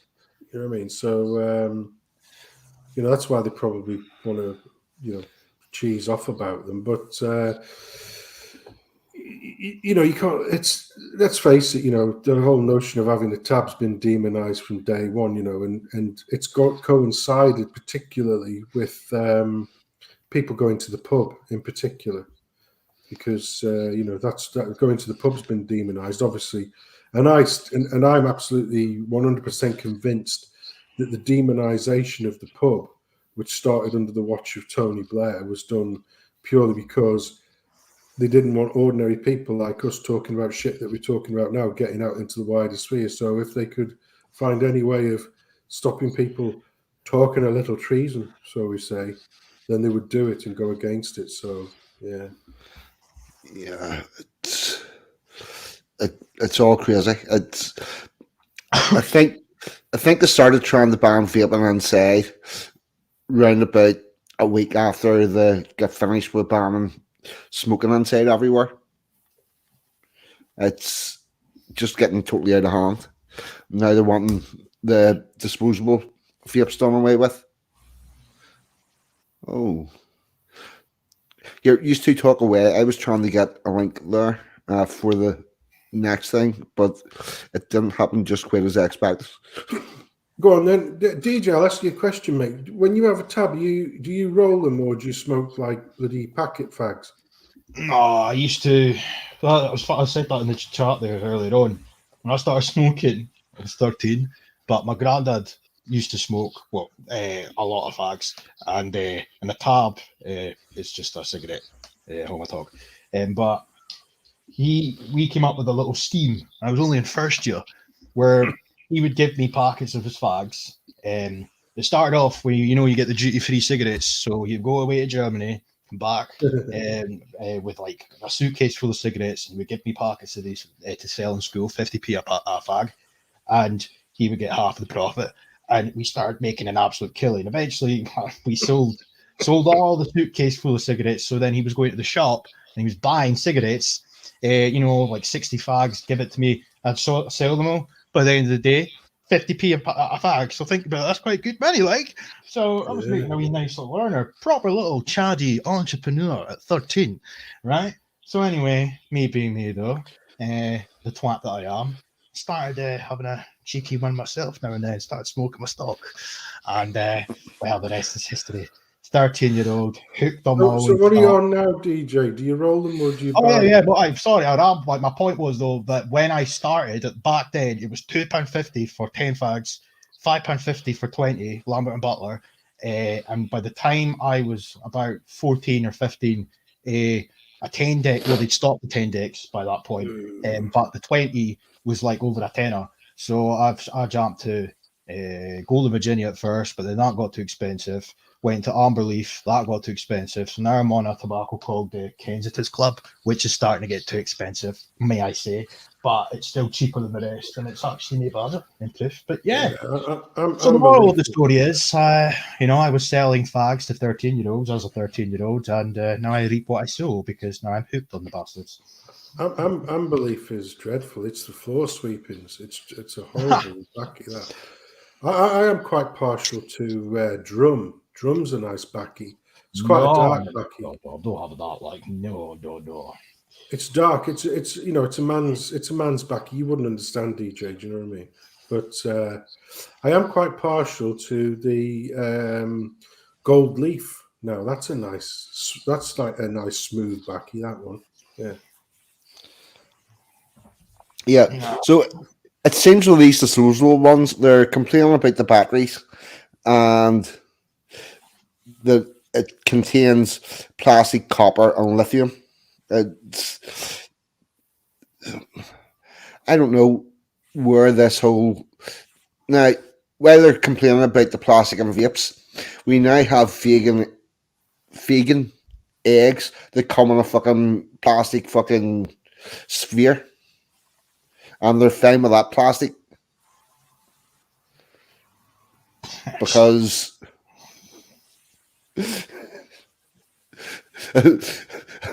Has that one shocked you, DJ? Just a bit. Fuck. Yeah. Yeah. I seen it the other day. These fucking something or other gobbled together to make it look like an egg. No idea what it tastes like. Probably shite. And it comes in a plastic sphere. But that's apparently that use of plastic's good for the environment, but every other use of plastic's not. Jesus Christ, nothing's fucking sacred anymore. Plastic egg. Yeah. This is another thing he's going to be purchasing. You better tell him. Be a good salesman. Let's get a good sales. That's it. No, it's the eggs not plastic. They have. They've used some sort of plant or fuck knows what, and they've created something that's a substitute for an egg that comes in a plastic sphere. Oh, you know something? I read somewhere where and I thought, oh, this has got to be like an April Fool or a Babylon Bee thing. Oh fuck! It never is. It never is. You're always thinking this has got to be fake, and then you look at it and oh fuck no, this is true. You know this completely and utterly 100% sustainable wind farm turbine, basically the child's toy that's going to power the world, even when it's not windy. The blades on them have to be replaced every 8 to 10 years, and they can't be recycled. So, some bright spark reckons they found a chemical way of converting plastic, the wind turbine, because obviously they end up in Indian landfill. You literally see miles and miles and miles of India, like, good, decent land in India being sold out to the cheapest bidder, basically, to put these god-awful, bloody, fucking useless wind turbine blades in. But this bloke who says, oh, yeah, don't worry about it. Don't worry, it's solved. It's solved. I've got it sorted because I can convert those rotor blades into gummy bears. I'm like, you can do what? You can do what now? I can convert those rotor blade things that can't be recycled, so they must be full of all kinds of shit, and we can turn them into gummy bears so you can eat them. No, hold on. So children can eat them?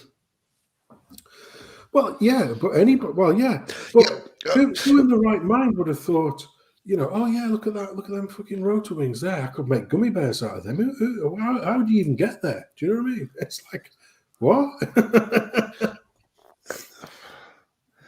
That is fucking incredulous.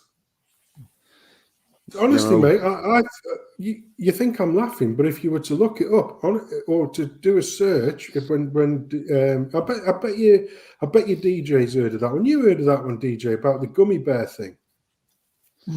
No. I'm not lying. I'm not. I'll tell you what, right? You lads have a thing. I'll tell you if I can dig that one out. It's absolutely horrific. Right, you dig that one out. And I'm going to take the vapey one away. Are we happy we've done enough disposable vape stuff? I'm going to get up. Right, I'm going to get up one that DJ gave me.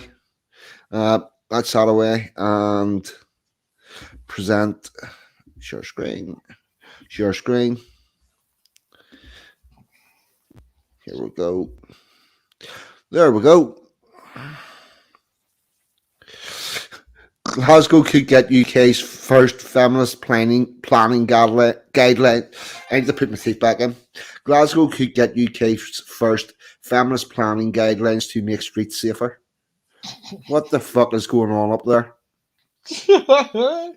Just keep going. You don't need to read the entirety of it, but there's a few paragraphs in here, like.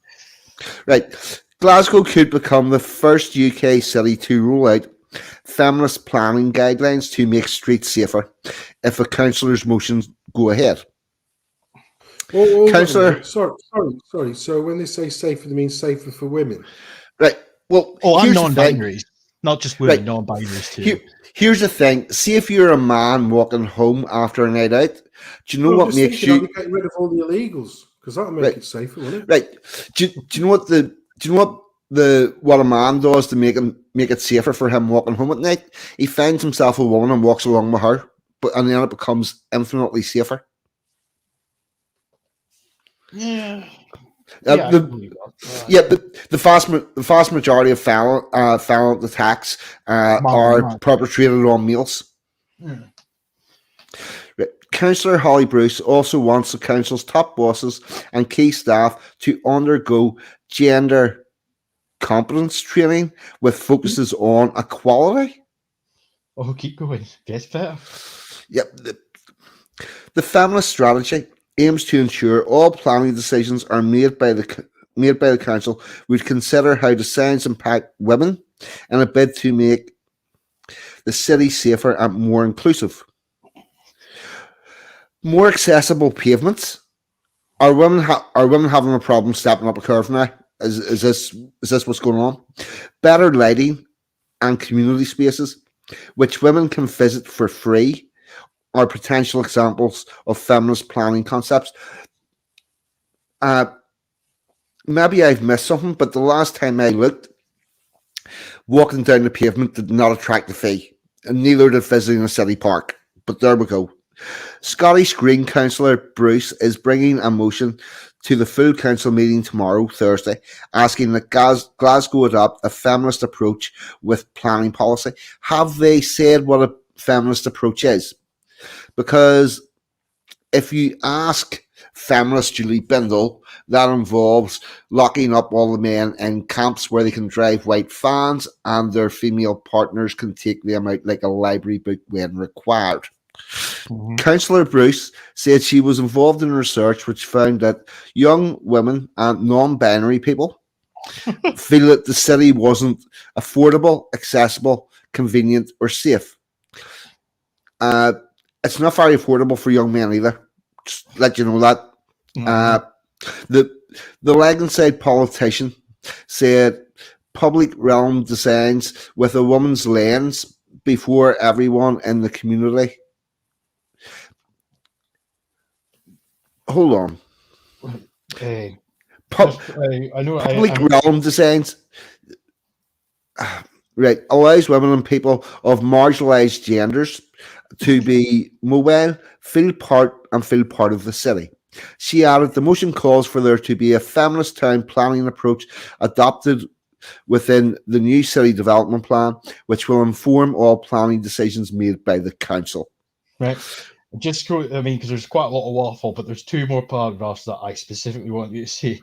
Right. Just scroll down a bit until you see the first paragraph. It says council notes a gender neutral approach. Right. Council notes a gender neutral approach by the city development does not work, that women and people of marginalised genders have diverse needs that are not currently reflected in practice, and that intersectional, inclusive, and climate friendly approaches needed. Right. Hold up. I'm pretty sure that in Glasgow, most of the time, it's very cold and a bit wet for everybody, regardless of what you identify as. This boggles me. What was the other paragraph you wanted? It's just below it. Right. Oh, the one directly below? Yeah. Right. It added that the local authority recognises the main feature of a healthy city are aligned with. That's not even written well. Right. Recognises the main features of a healthy city should be aligned with gender equal cities, including walkability.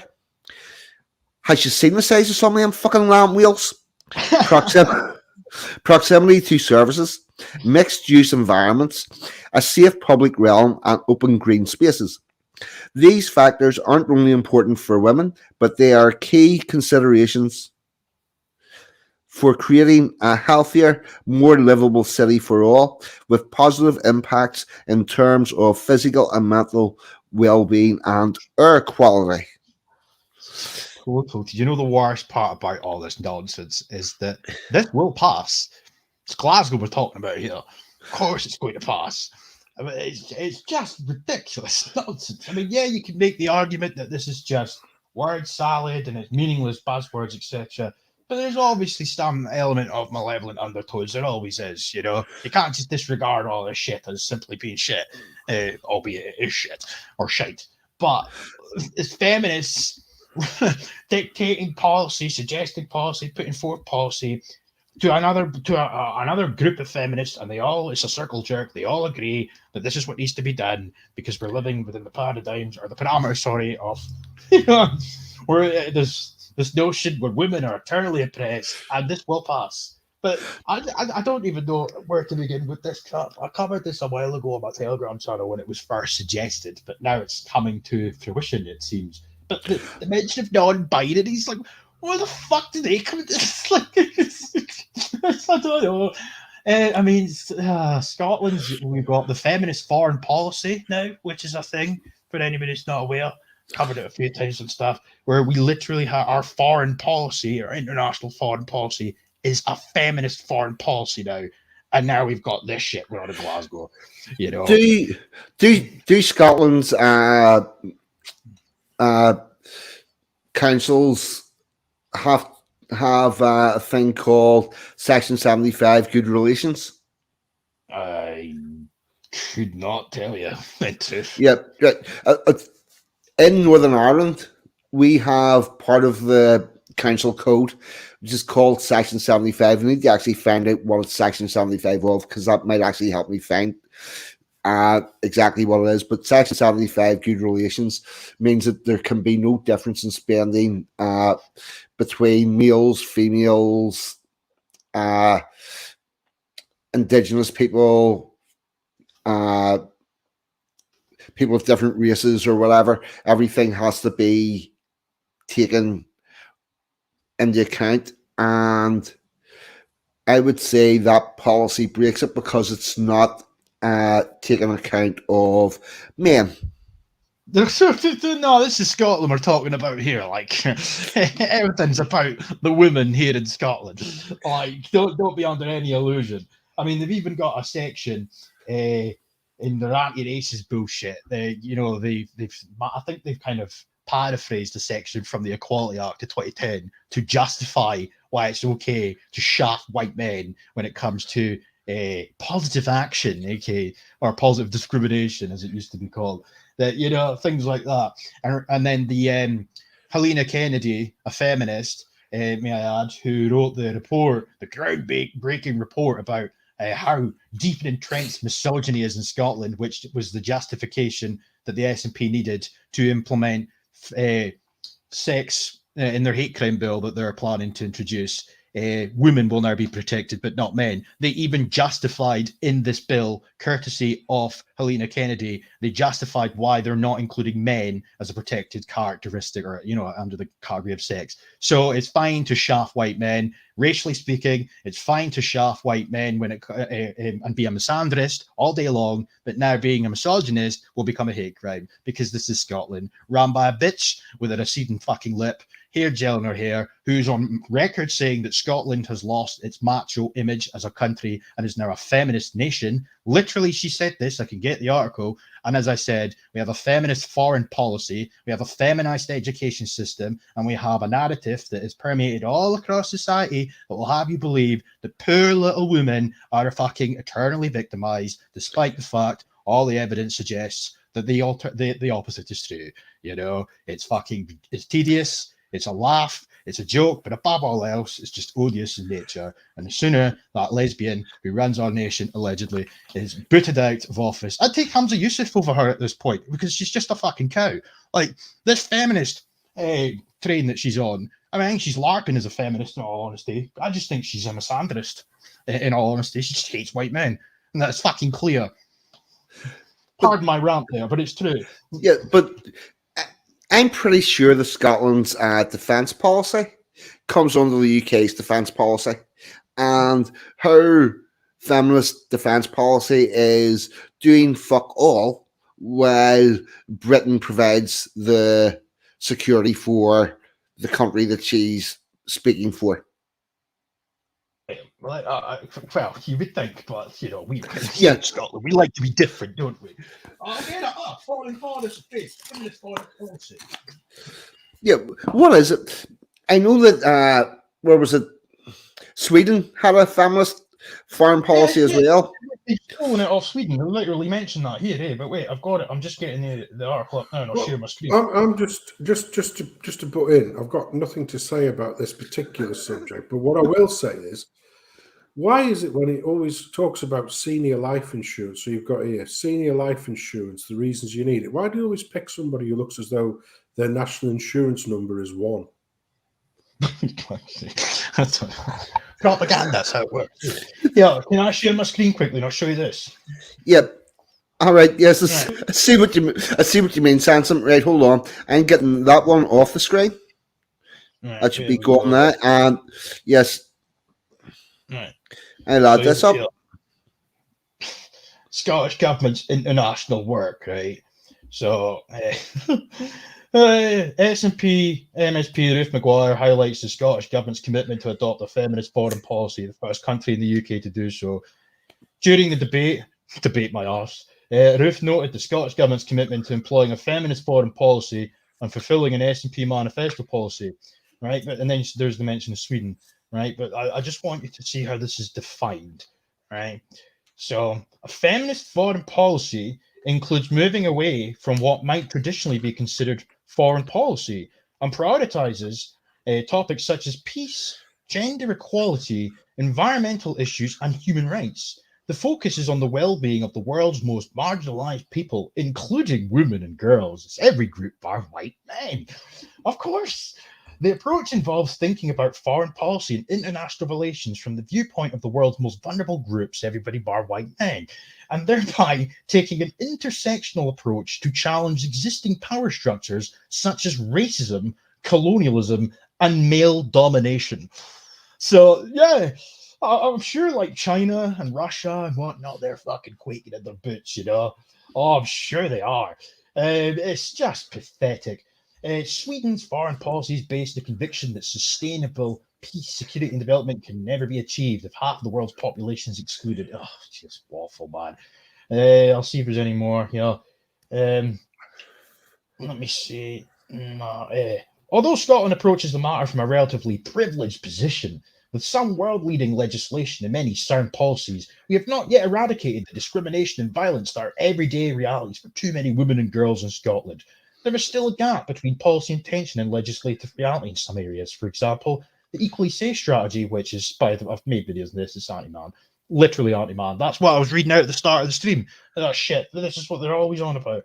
So anyway, just to conclude, our international work can create domestic opportunities and attract investment. Being a good global citizen and strengthening relationships with countries and continents can only be a benefit to the people of Scotland, provided you're a woman, of course. What a joke, man. This is fucking embarrassing, eh? Feminist foreign policy. Like what the fuck? just so cringe, you know? Oh, I wish I was Israeli. Do you think she actually believes that shit? Oh, I absolutely wholeheartedly believe that obese woman believes that shit because I've heard her dribble enough times in Parliament talking about how oppressed she is. Don't get me started on these feminist dickheads. Like, I've had enough of them. Just saying. Take it from me. She absolutely believes that shit. Why? Because she's thick as mince. Well, sometime in the next fortnight, I'm going to be reading the Scum Manifesto to introduce everybody to a little bit of feminist theory. If you want to come on for that, you're welcome. I might just do that. Like, I can't stand them. I know their arguments always. If you say anything negative towards these feminists, that's because of your outdated stereotypes of women and you're misogynistic. No, it's just because you're lying wankers. Really, there's no other way to be it right now. Bush. these women, if you want to call them that, harridans even. Their ideology is toxic in nature. Above all else, it's predicated on fucking bullshit. Pardon my French. Like nothing they say that has any truth to it whatsoever. Nothing at all. Just the only way that their narratives can make any sense is if you exclude men. Oh, women and girls are abused and victims. Well, there's plenty of men too that can say the same, but we can't talk about that because if we do talk about that, then it renders your concept of my women being eternal victims redundant. Yeah, but I'm going to stop ranting now and let my Saxon best friend speak. Well, it's just complete and utter bullshit. I mean, I have to say, when you were going through all of that text, I just glazed over because it's just words. There's nothing in there. It literally is just words. I said in the chat, it's like the written version of a Kamala Harris speech. It's just random words assembled together that have absolutely no meaning whatsoever. yeah. Oh, can I just add that's just quoted. She literally said that in Parliament. Like, I've got the clip. She said that. In fact, all of the SNP that day said similar things of a cringy nature. And now I've had a brilliant idea. Can I play that video? Yes, you can. Get it. Oh, yes. Oh, it's bad. Yes, why not? Right, let me get it. Like 2 seconds. Oh, Jesus. Fucking hell, man. And you'll notice one thing about this video. I watched the entirety of this so-called debate. It was 2 hours long. And what? Right. Don Brennan's What? What? What have we lost here? Oh, I'm confused there. Right, no. So I don't know what's going on. if you find that clip, we'll put it up. I was just putting up a thing on the screen from Dawn Brown. She said, "Talk about Valerie Solano's life too. She was an absolute She was a bitch of epic proportions." That's who wrote the Scum Manifesto.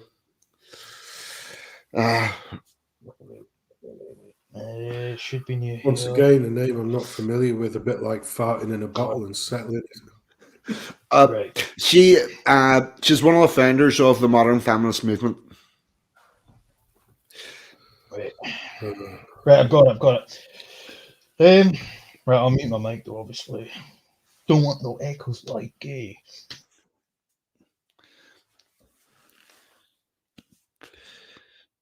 Right, that should be up in a wee second. Many regions and towns around the world persuaded to sign up to the Edinburgh Declaration on Diversity. Real progress in persuading other countries to sign up to our declaration of women's leadership on climate, as well as path-breaking commitment to loss and damage. Government's position that the founding values of the EU, human dignity, freedom, democracy, equality, the rule of law. Refugees has been a welcoming one. Scotland has benefited enormously from people coming over and enhancing and enriching our society to social, economic and climate justice, and be part of a progressive international institutions. There's repeated, unequivocal support for new Scots here and for women and girls across the world. It is one of those issues where we can see real leadership being shown within the constraints of devolution of citizenship, gender equality, climate crisis, and commitment to employing a feminist foreign policy for Scotland. A feminist foreign policy includes moving away from what might traditionally be considered foreign policy and prioritising topics like peace, gender equality, environmental issues and human rights by taking an intersectional approach to challenging existing power structures such as racism, colonialism and male domination. As a good global citizen, Scotland is, always has been and always will be a European nation. As a good global citizen, focus on equality, inclusion and human rights at home. COVID-19 pandemic and the climate and biodiversity emergencies proven the starkest possible way. Oh, Can't take it more than I have to turn it off, like, but yeah, you get the point. That stopped quite suddenly. I couldn't take it. The seed was too much. Yeah. I like the way they're mixing that in with climate change and all of that madness. Oh, I know, and good global citizenship as well. And sustainable developments, all tied in a nice wee bow. Oh, God, man. I don't know why Scotland is so bad. I mean, I know that this is happening everywhere. Like, it's not like exclusive to Scotland, but Scotland just seems to be so far ahead in comparison to any other country I could think of. Back in the day, Sweden arguably was the worst of the worst, then Canada. I think Scotland surpassed both of them now, like by a country mile, irrespective of whether or not we're just talking about rhetoric and rhetoric alone.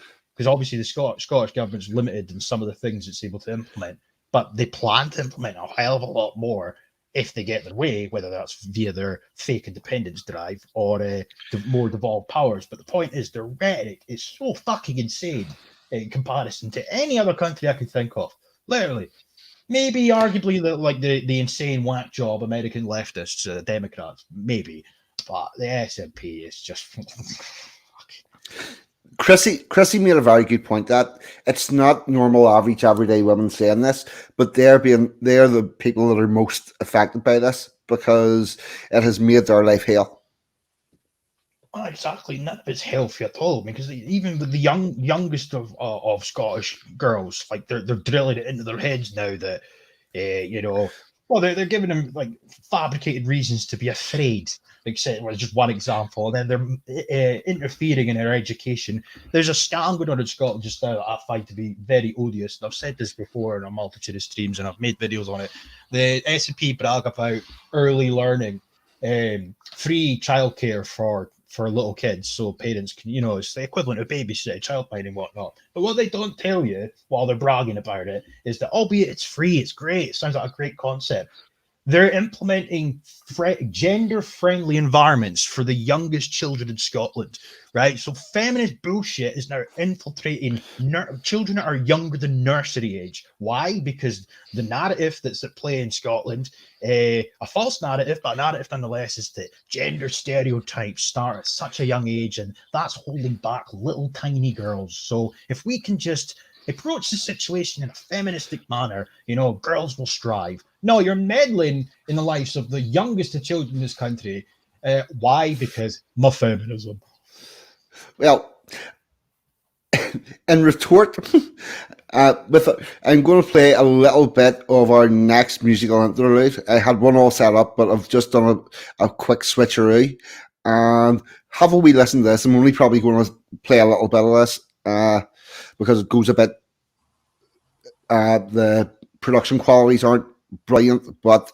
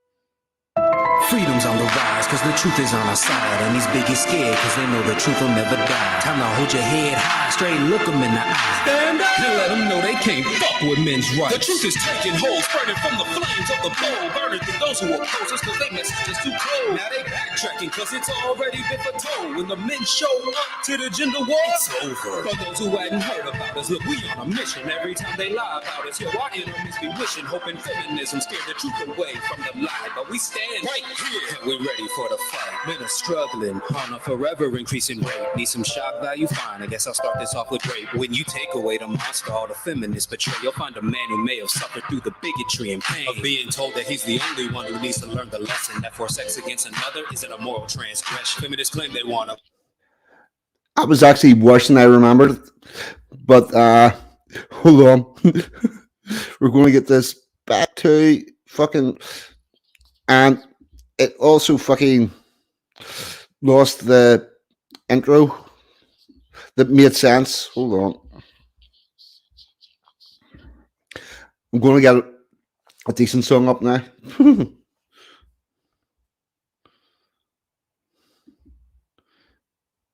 Oh, fuck me, this is all. Right. Hold on. Use Timmy speak about something because this all went askew with. Hello? Have I lost you both? I'll tell you, if it's no sense in being a boomer, it's you. Like, this is why you need the That's young not guy. what you're trying to say. Like, this wouldn't happen if you had the This young hands. this from the person who fell asleep on his own fucking stream. Outrageous, sir.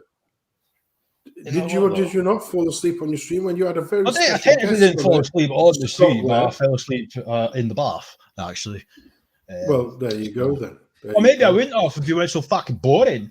He said to me, get it off you. I can't wait to tell Scott Webb you said he was boring. Outrageous, Oh, you? sir.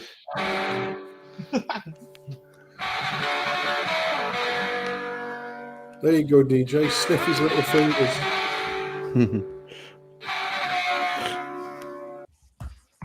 No, I'm a trance head. You can't be making me suffer like that with music like this. I'm just saying. Well, you do rapping. No, don't. Shit. I'm a no.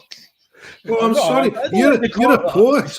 Sorry, you're Yeah, a poet. I prefer the must term get- poet, and I'm not. I don't make fucking raps or I baggy must get jeans the and caps term and right. That bandanas. you're actually a poet. You're not a rapper. You're a poet. I do apologise, sir. Aye, I'll take that, I guess. But still, trance music's better than the piss you listen to. That's what I'm saying. And I'm not sorry for that comment. Oh fuck! I've been such a boomer. That was still playing on my headphones, but it managed to get itself off the fucking screen.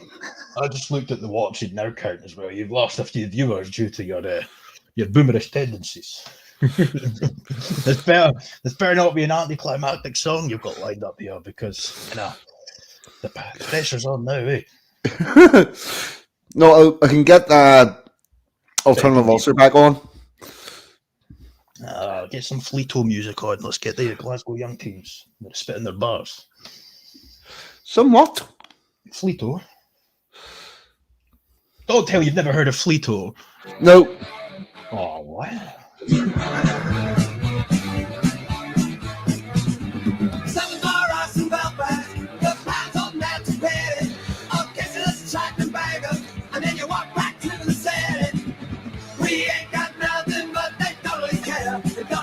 You know, they just want money, we can take it or leave it. What we need is an alternative monster. Grab and check to get yours, get an alternative monster. Ignore the most nibbles, get an alternative monster. Be let the security force, get an alternative monster. I'll take your native land. Take a look where you live. You got the army on the street, and all you say thugger oppression is barking at your feet. Is this the kind of place you wanna live? Is this where you wanna be? Is this the only life we're gonna have? What we need is an alternative monster. Grab and change your shores, get an alternative monster. Ignore the most nibbles, get an alternative monster.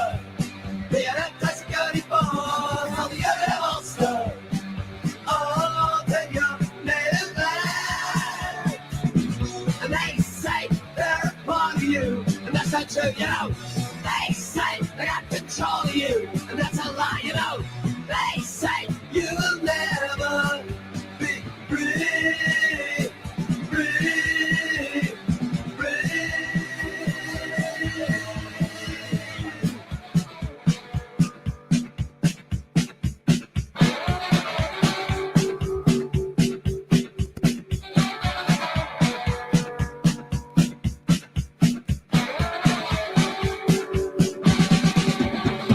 Alternative monster! Alternative monster! Alternative monster! Alternative monster! Go and get it now.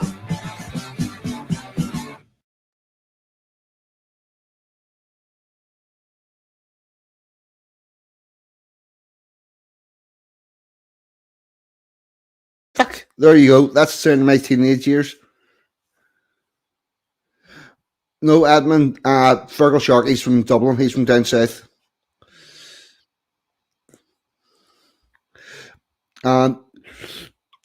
DJ, who's this bunch from Scotland you're talking about?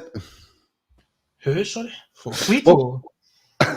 Oh. All right, you're doing this snooze thing, are you?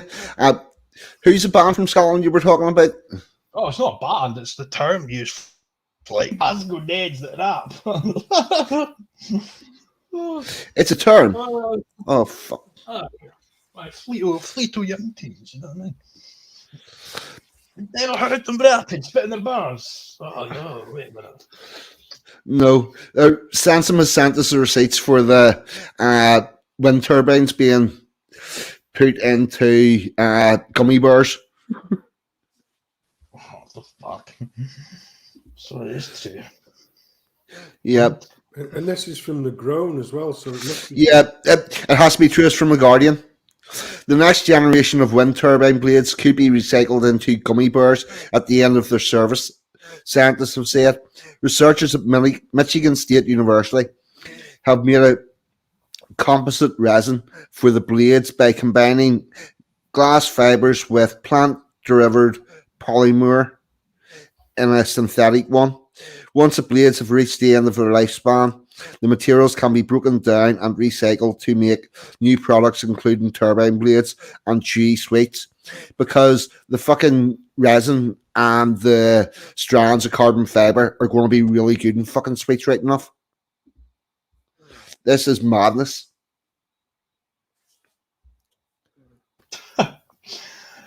Jesus, that's the first I'm hearing of that. Like, but I mean, it was not that long ago. There was a video doing the rounds on Telegram as well of some scientists somewhere in America. They're wanting to break down plastic into consumables, food that can be allegedly nutritious. I don't know if you've seen that. I could probably get it actually, but it's sort of the same principle in many respects to that. It's fucking odious. But,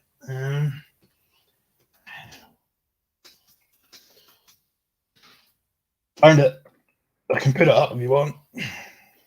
Can you see in my eye?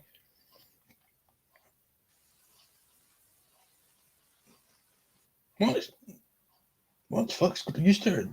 Right. We need you fine, mate. What's the issue? Right. Boomer. There's just a bunch of dead air there when I spoke. So I don't... Yeah, it usually is when you speak.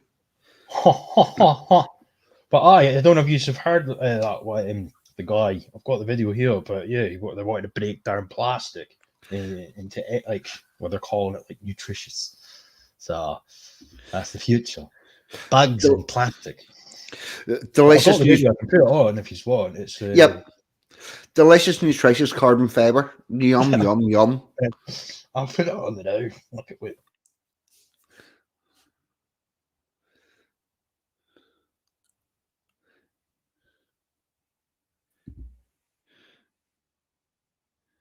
Listen for yourself. You've heard of plant-based protein, but what if the next... What? DJ, are you okay with all those tabs open? Aye. All right, that's okay. You haven't done anything. No. That's it. I need that again. Wait, share screen. Aye. So this came out a few days ago. Pretty was bizarre, in all honesty. But yeah, there we go. Listen for yourself. You've heard of plant-based protein powder, but what if the next alternative was made out of plastic? There's new research that could make it a reality. All right, Stacey Elcat talked to a scientist about the process that could help fight hunger and pollution. Food shortages are worsening around the world, and the plastic pollution crisis continues to intensify.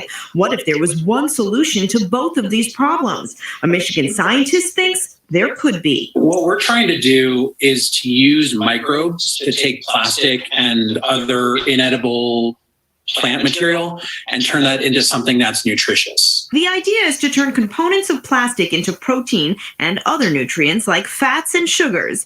If that sounds kind of gross to you, well... I don't want to eat plastic either. What we're trying to do is to take that plastic and turn it into something completely different. Steve Techman, an environmental microbiologist and an associate professor at Michigan Technological University, and his colleagues were just honored with a more than $1 million Future Insight Prize from a German company that will allow them to delve deeper into their research. Techman says their process works by using microbes to break down the plastic completely. In the end, all we're left with are microbial cells. And those cells are made up of a lot of the same things in the food that we eat: proteins, lipids, sugars, and vitamins. Techman says the resulting cells, once dried out, are a powder resembling brown sugar. And he says the full conversion takes just about a day. Which I think is pretty exciting because plastics in the environment can take years to break down. And so the fact that we can break plastics down in a day is pretty cool, I think. It'll likely be a few years at least before turning plastic into... So what do you make of that? Like, I didn't realise that my mic wasn't muted. Fuck's sake, I hope that didn't echo the whole time, eh? But, it was unbearable. It wasn't too bad. Right. But before I get into that, Don Browning's making a good point. Do the clocks go forward or back tonight? They better go fucking back because the next. She said cock, not clock. No, clocks, right. They better go fucking back. They better go forward because an extra hour in 2022 is like a fucking bonus track on a Yoko Ono album. No fucker wants that. But this idea of turning the waste plastic into food, that's quite similar to another sort of idea where we've got a shitload of starving people and a shitload of homeless people. And we could solve both those problems by letting the starving eat the homeless. Yeah, it makes as much sense. Soylent Green, why not? Well, we joke, don't we? Because recently, I'm certain we've covered stories where they're trying to normalise cannibalism. So you know where it's going. You know, it's fucking really, really dark, really, when you think about it. Yeah. I really don't like the idea of recycled plastic becoming food. I mean, I don't care how they spin it. At the end of the day, it's just, well, we've already done an experiment. We're all very familiar with a very recent experiment that's still ongoing right now. And I'm not entirely sure that I want to, we won't have a choice in the matter if this becomes a reality in the future, whereas some of us had a choice whether or not we partook in the previous experiment. But if this was to be, launched on a national or international scale, we would have no choice. So we would all be partaking in yet another experiment where we won't know the long-term ramifications until they occur. I think I'll go anorexic before I start eating plastic.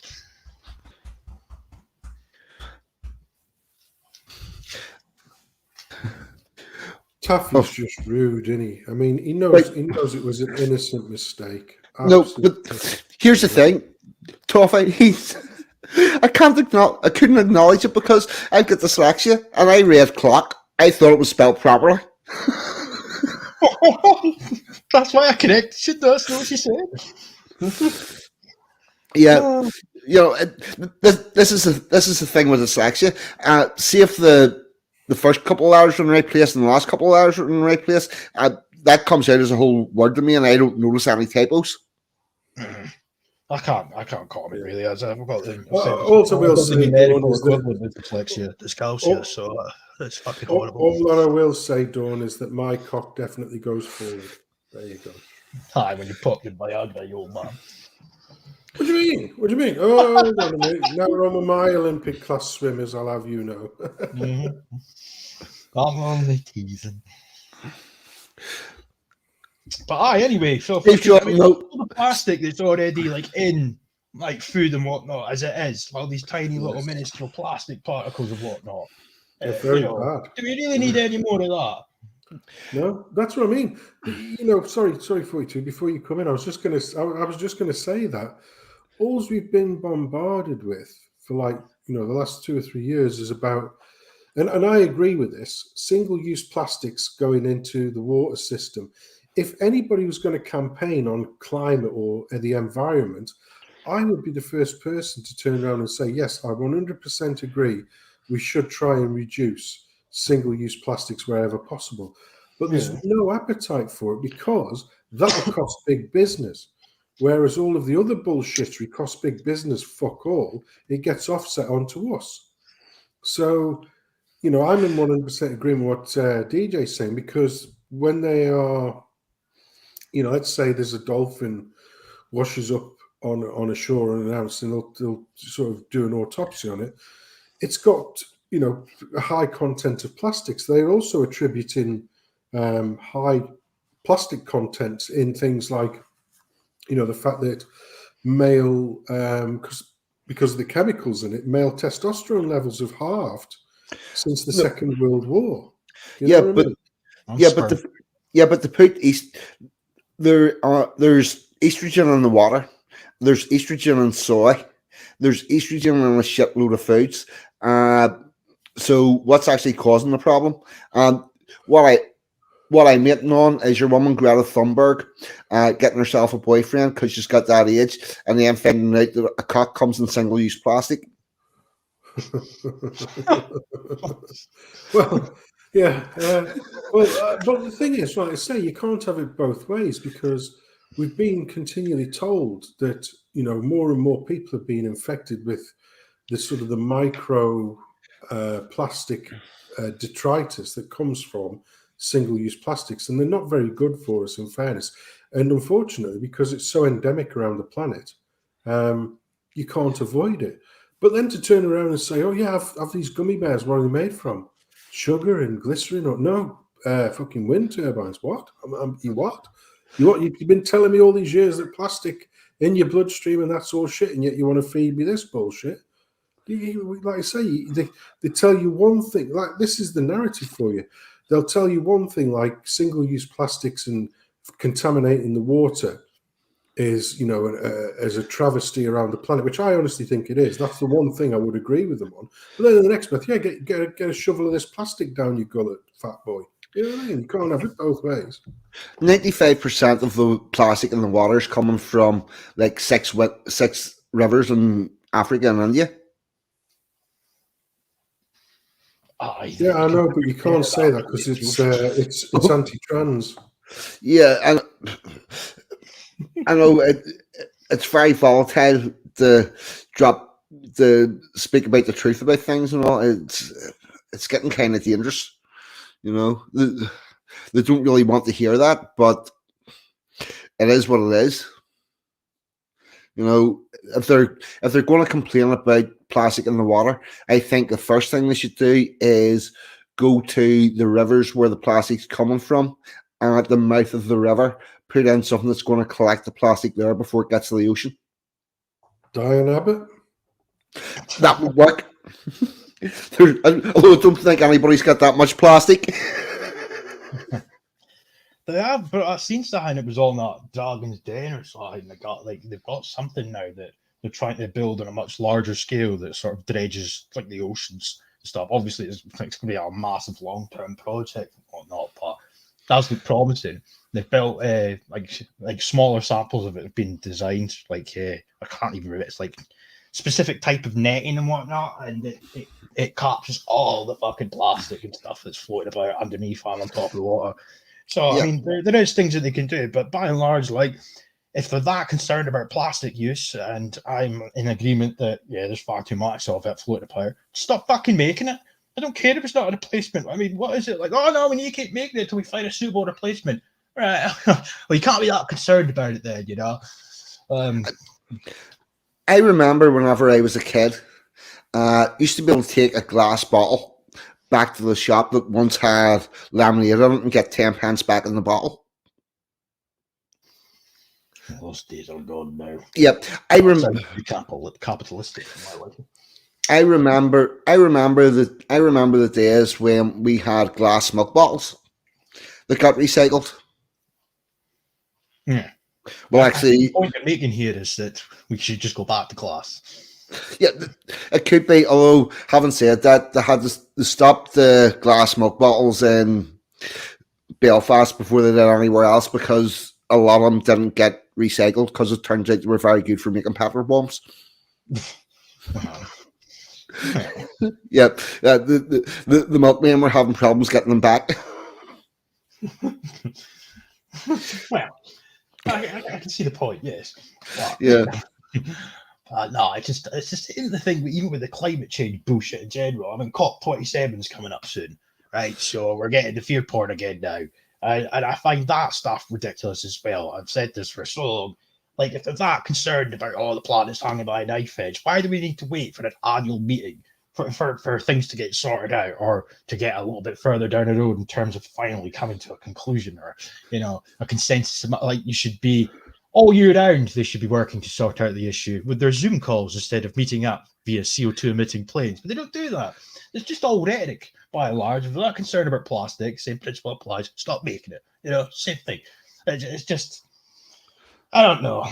But I think a lot of this alarmism, I don't even know if they believe it themselves, in all honesty, for a lot of the things they say. But there's no denying that there's too much plastic floating about, pardon the pun, but like, they're not exactly doing anything about it, really, are they? still making it in abundance. Yeah. Well, what else are they going to make all that stuff out of? I don't know. Well, Glass. the point is though, like, yeah, the argument is we need to keep making it until there's an alternative. But I'm sorry, it just doesn't fly with me. Like, it's just, I just think that their actions don't sort of reflect their rhetoric. Is what I'm trying to say. They can't be that concerned about things. If the plastic is one of the root causes of the impending climate catastrophe we're all about to face, stop fucking making it then. You know, take away one of the main contributors to the climate crisis. But it's not now. We need just wait, just wait until we find a solution. An alternative. No, it's just. If rising sea waters was part of the impending climate catastrophe, why are all these very, very fucking rich people buying houses at sea level? Well, exactly. It's just the rhetoric. That's what I'm saying. The rhetoric does not match the actions, and that's the point I was making a second ago as well about the COP shit. Like every year, they meet once a year to talk about the climate crisis, quote unquote. Like if you're that fucking concerned about it, then why are you meeting once a year? Like planet's hanging by a knife edge. Oh no, we can't talk about it till next November. Like okay, can't be that concerned about it then. You know?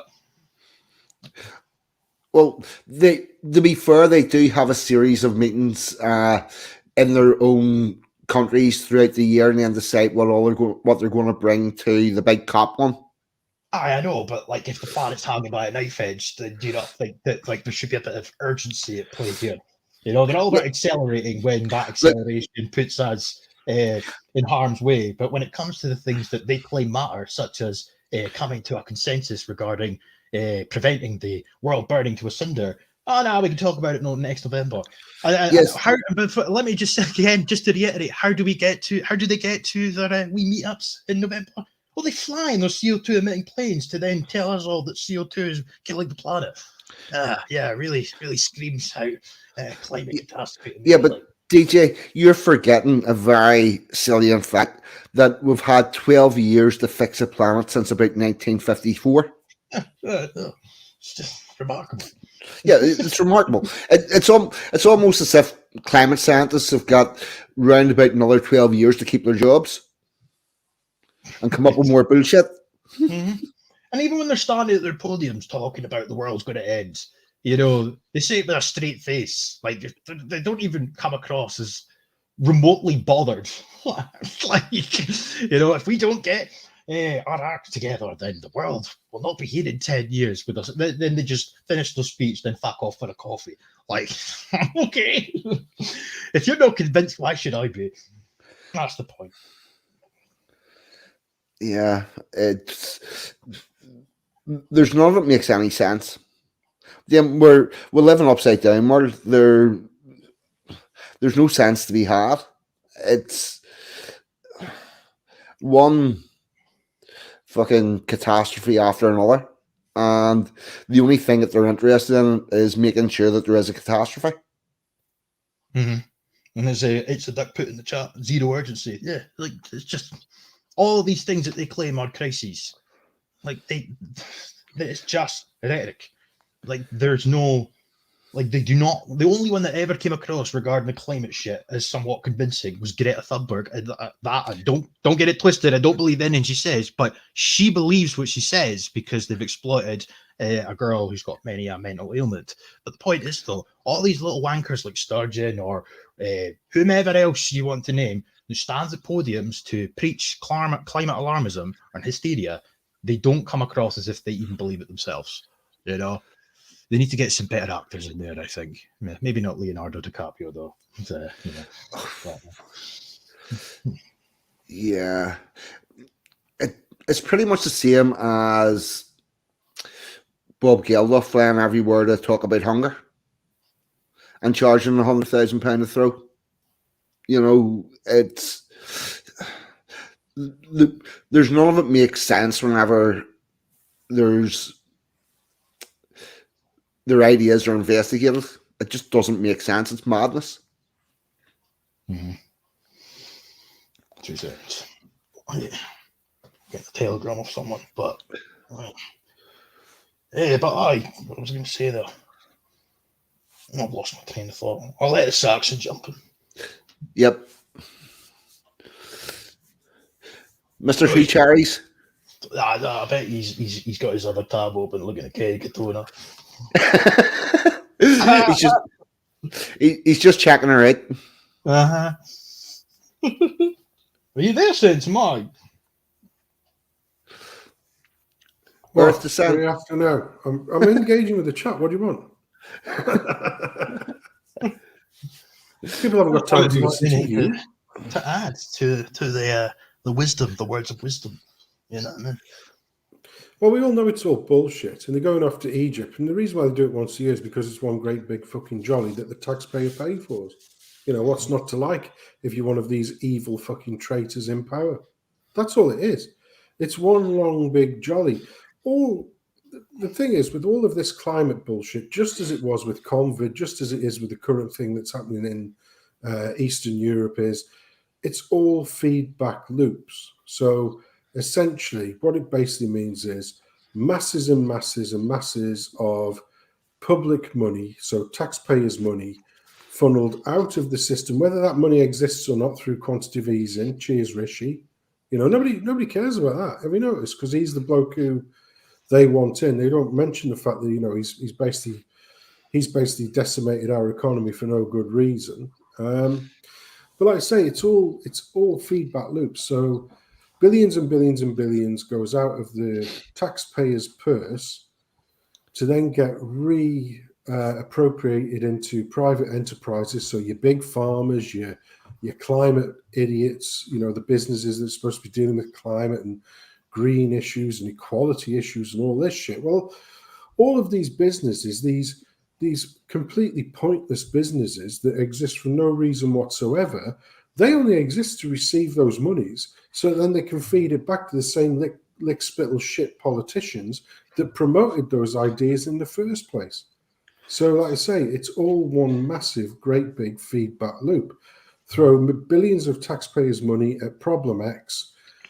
Nothing actually happens with problem X, but you know, the money that you threw at problem X falls back and drops straight into the pockets of the, well, like I say, the main retention is the private enterprises, but you know, in order to wet their beaks, in order to make sure that these things continue to happen, and that the funnel of money from the public to the private keeps on happening, it keeps on funneling back into those same politicians that easily bought out 30 pieces of silver traitors that we've got. So they keep on getting paid. So they'll keep on promoting more things because they know themselves. A blind man running can see that every single thing that they want to promote is for the destruction of our peoples and our lands and the way that people live. You know, but they'll sort of say it through smiling teeth like a fucking rattlesnake. Like I say, you know, a rattlesnake always looks like it's smiling just before it strikes. Never forget that. And that's the same way these evil demons do it. So like I say, they're all off on the next, jolly at our expense to talk about how they can piss more of our money away into pointless enterprises that achieve nothing so that they get the extra cream off the top coming back. That's all it is. What more is there to say? Oh, man, and I just wanted to add to that as well. Your man who posted that comment there, Paxman, I'm sharing my screen quickly because he's bang on the money. This is what's coming. The Migration Compact recognises climate change as a type of migration for the first time. I'm not going to put the entirety of it, but just come down here. But on Monday and Tuesday, leaders from 164 countries formally adopted the UN Global Compact for Migration at a meeting in Marrakesh, Morocco. 2 years in the making, it's the first global agreement defining a common approach to migration, safe, regular, orderly migration, by the way, Sustainable Development Goal 10.7. And it's the first time a major migration policy addresses climate change. The simple fact that there is a section on climate change is in and of itself quite a novelty. The document identifies climate change as a driver of migration and suggests countries work together to start planning for people who move due to natural disasters and climate change. And so we're going to get climate refugees now thanks to the Migration Compact. So this is an update of the Migration Pact that brought in around about 3 years ago? No, it was included at the time. That article I just posted there was from December the 11th, 2018. So Oh, that's when the Migrant Compact was signed. It was the meeting took place on the 10th and the 11th. right, yes. I knew the compact was signed, but here's the next thing. When do you think that compact's going to get updated? Because, see, here's what happens. See the likes of that COP where they have one last year, this year, the next year, and then every so often they bring out a new policy on COP. It's the same with the big meetings that they have for violence against women and girls, like the Istanbul Convention. Then they have one somewhere else and somewhere else, and then there's a whole new policy comes in because there's a new women and girls policy coming in. There'll be a new climate one coming in. There'll be a new migration one coming in. I would say with it round about 5 years after the first one, and they will update everything. I don't necessarily know if there'll be adaptations. I think what you're going to see in the future is that finally being acted upon. For currently, what you're seeing right now is the groundwork being laid. Like even the Migration Compact itself, one of the most overly used terms throughout the entirety of that document is safe, regular, and orderly migration policy. And another phrase is safe and legal corridors or routes. Now, if you look at the Sustainable Development Goals from 2015, there's a specific goal that talks about that. So that's where the Migrant Compact comes from. That was created because it's part of the wider spectrum of Agenda 2030, whatever you want to call it. But it's laying the groundwork. Eventually, you're going to see, I believe anyway, that in the context of Britain, why you're seeing this migrant bullshit all day, every day, all these dinghies coming over. It's going to get to a point where things are going to be put in place for safe. That's always a solution you hear from politicians. They'll always say the same thing. Oh, we need safe and legal corridors to stop people drowning, blah, blah, blah, blah, blah. Oh, they wouldn't be coming here illegally if there were safe and legal corridors. Eventually, that's going to become policy. And on top of that, then you're going to start to see as we move forwards 2030 and onwards, as they ramp up the climate nonsense, you're going to see people coming here and the justification will be they're fleeing climate change. And that's already in the compact. So, no, I don't think there'll be adaptations in this context. I think you're just going to see it be acted upon in truth. There's none of it any good, and there's none of it for our benefit. No, absolutely not. But scary times ahead, like that Migrant Compact, just odious. One of many, admittedly, but probably the most odious. Right. What are you thinking, lads? I'm thinking about sort of starting to wind this down. What do you think? He's wanting to carry on much longer? Well, I mean, I have been hiking all day, like, so I'm a bit tired. It's up to yourself, see. No, I'm all right, mate. It's a good place to finish. Unless there's anything you wanted to cover, mate. Nothing really. I'm quite happy. I've had a really good chat. It always is good having the twos on. It's always brilliant banter. Good stuff. All's well that ends well. It is. But we never had any major arguments this week, so that's always a plus. I said you was too busy looking at all the things you were suggesting earlier on.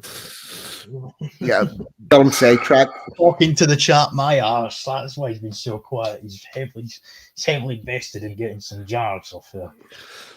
When I haven't been waffling on, I've been in the chat engaging. Oh, yeah, the chat. Oh, yeah, totally. Yeah. And I've been watching some of the comments. Share your screen now and let's see your tabs. There's a very scurrilous comment just gone into the chat there, which I've let slide for now.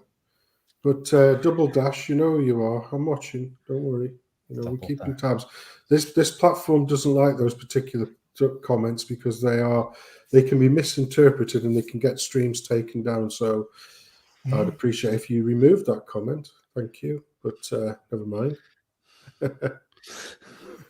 Right.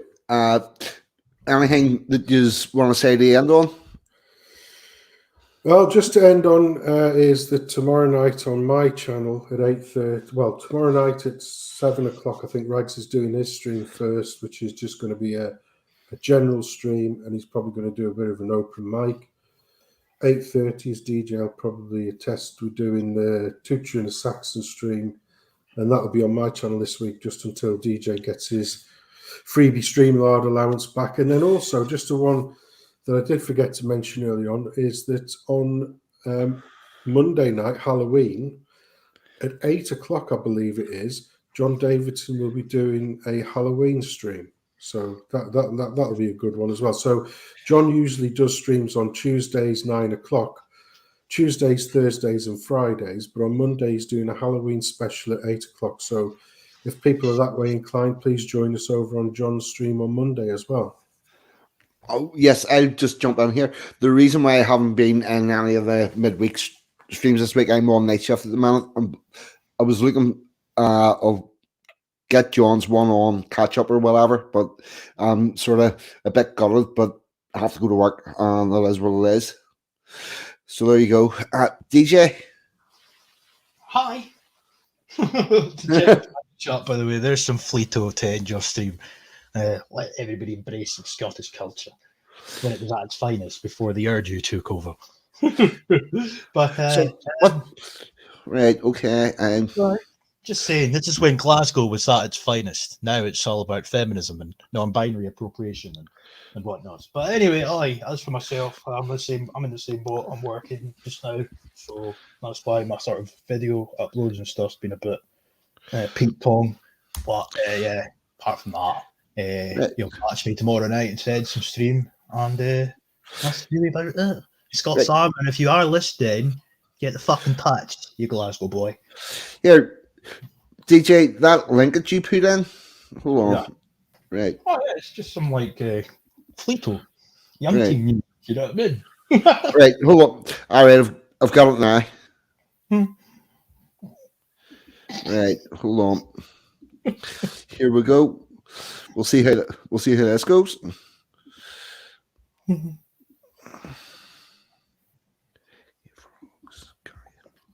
Sure.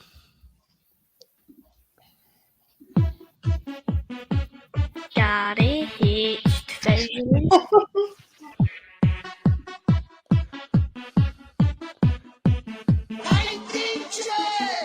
Jambo! Oh my god, look at that nose. Look how big it fucking grows. You fat bastard, fat cunt. Your mother's a fucking ugly bunch. She weighs about 50 ton. Your dad's got fucking spec. Your sister looks like fucking Shrek. DJ Jambo, you think you're Rambo? Have you fucked your fucking duck? Quack, quack, quack, quack, quack, quack. You better fuck up or I'll hit you a smack. Are you seriously gay? Fucking put that nose away. Sneep. You're a fucking ugly DJ Campbell fancies jam. Would like to do the fucking mambo. Oh my god, what size that nut? Your mother's a fucking dirty slut. Keyboard gangster, nothing but a keyboard gangster. Hey, you're a hard, you're a fucking wine. I'm gonna hear my bum my spine. Get the hoosh, you fucking puss. I'm just here. Fucking wuss.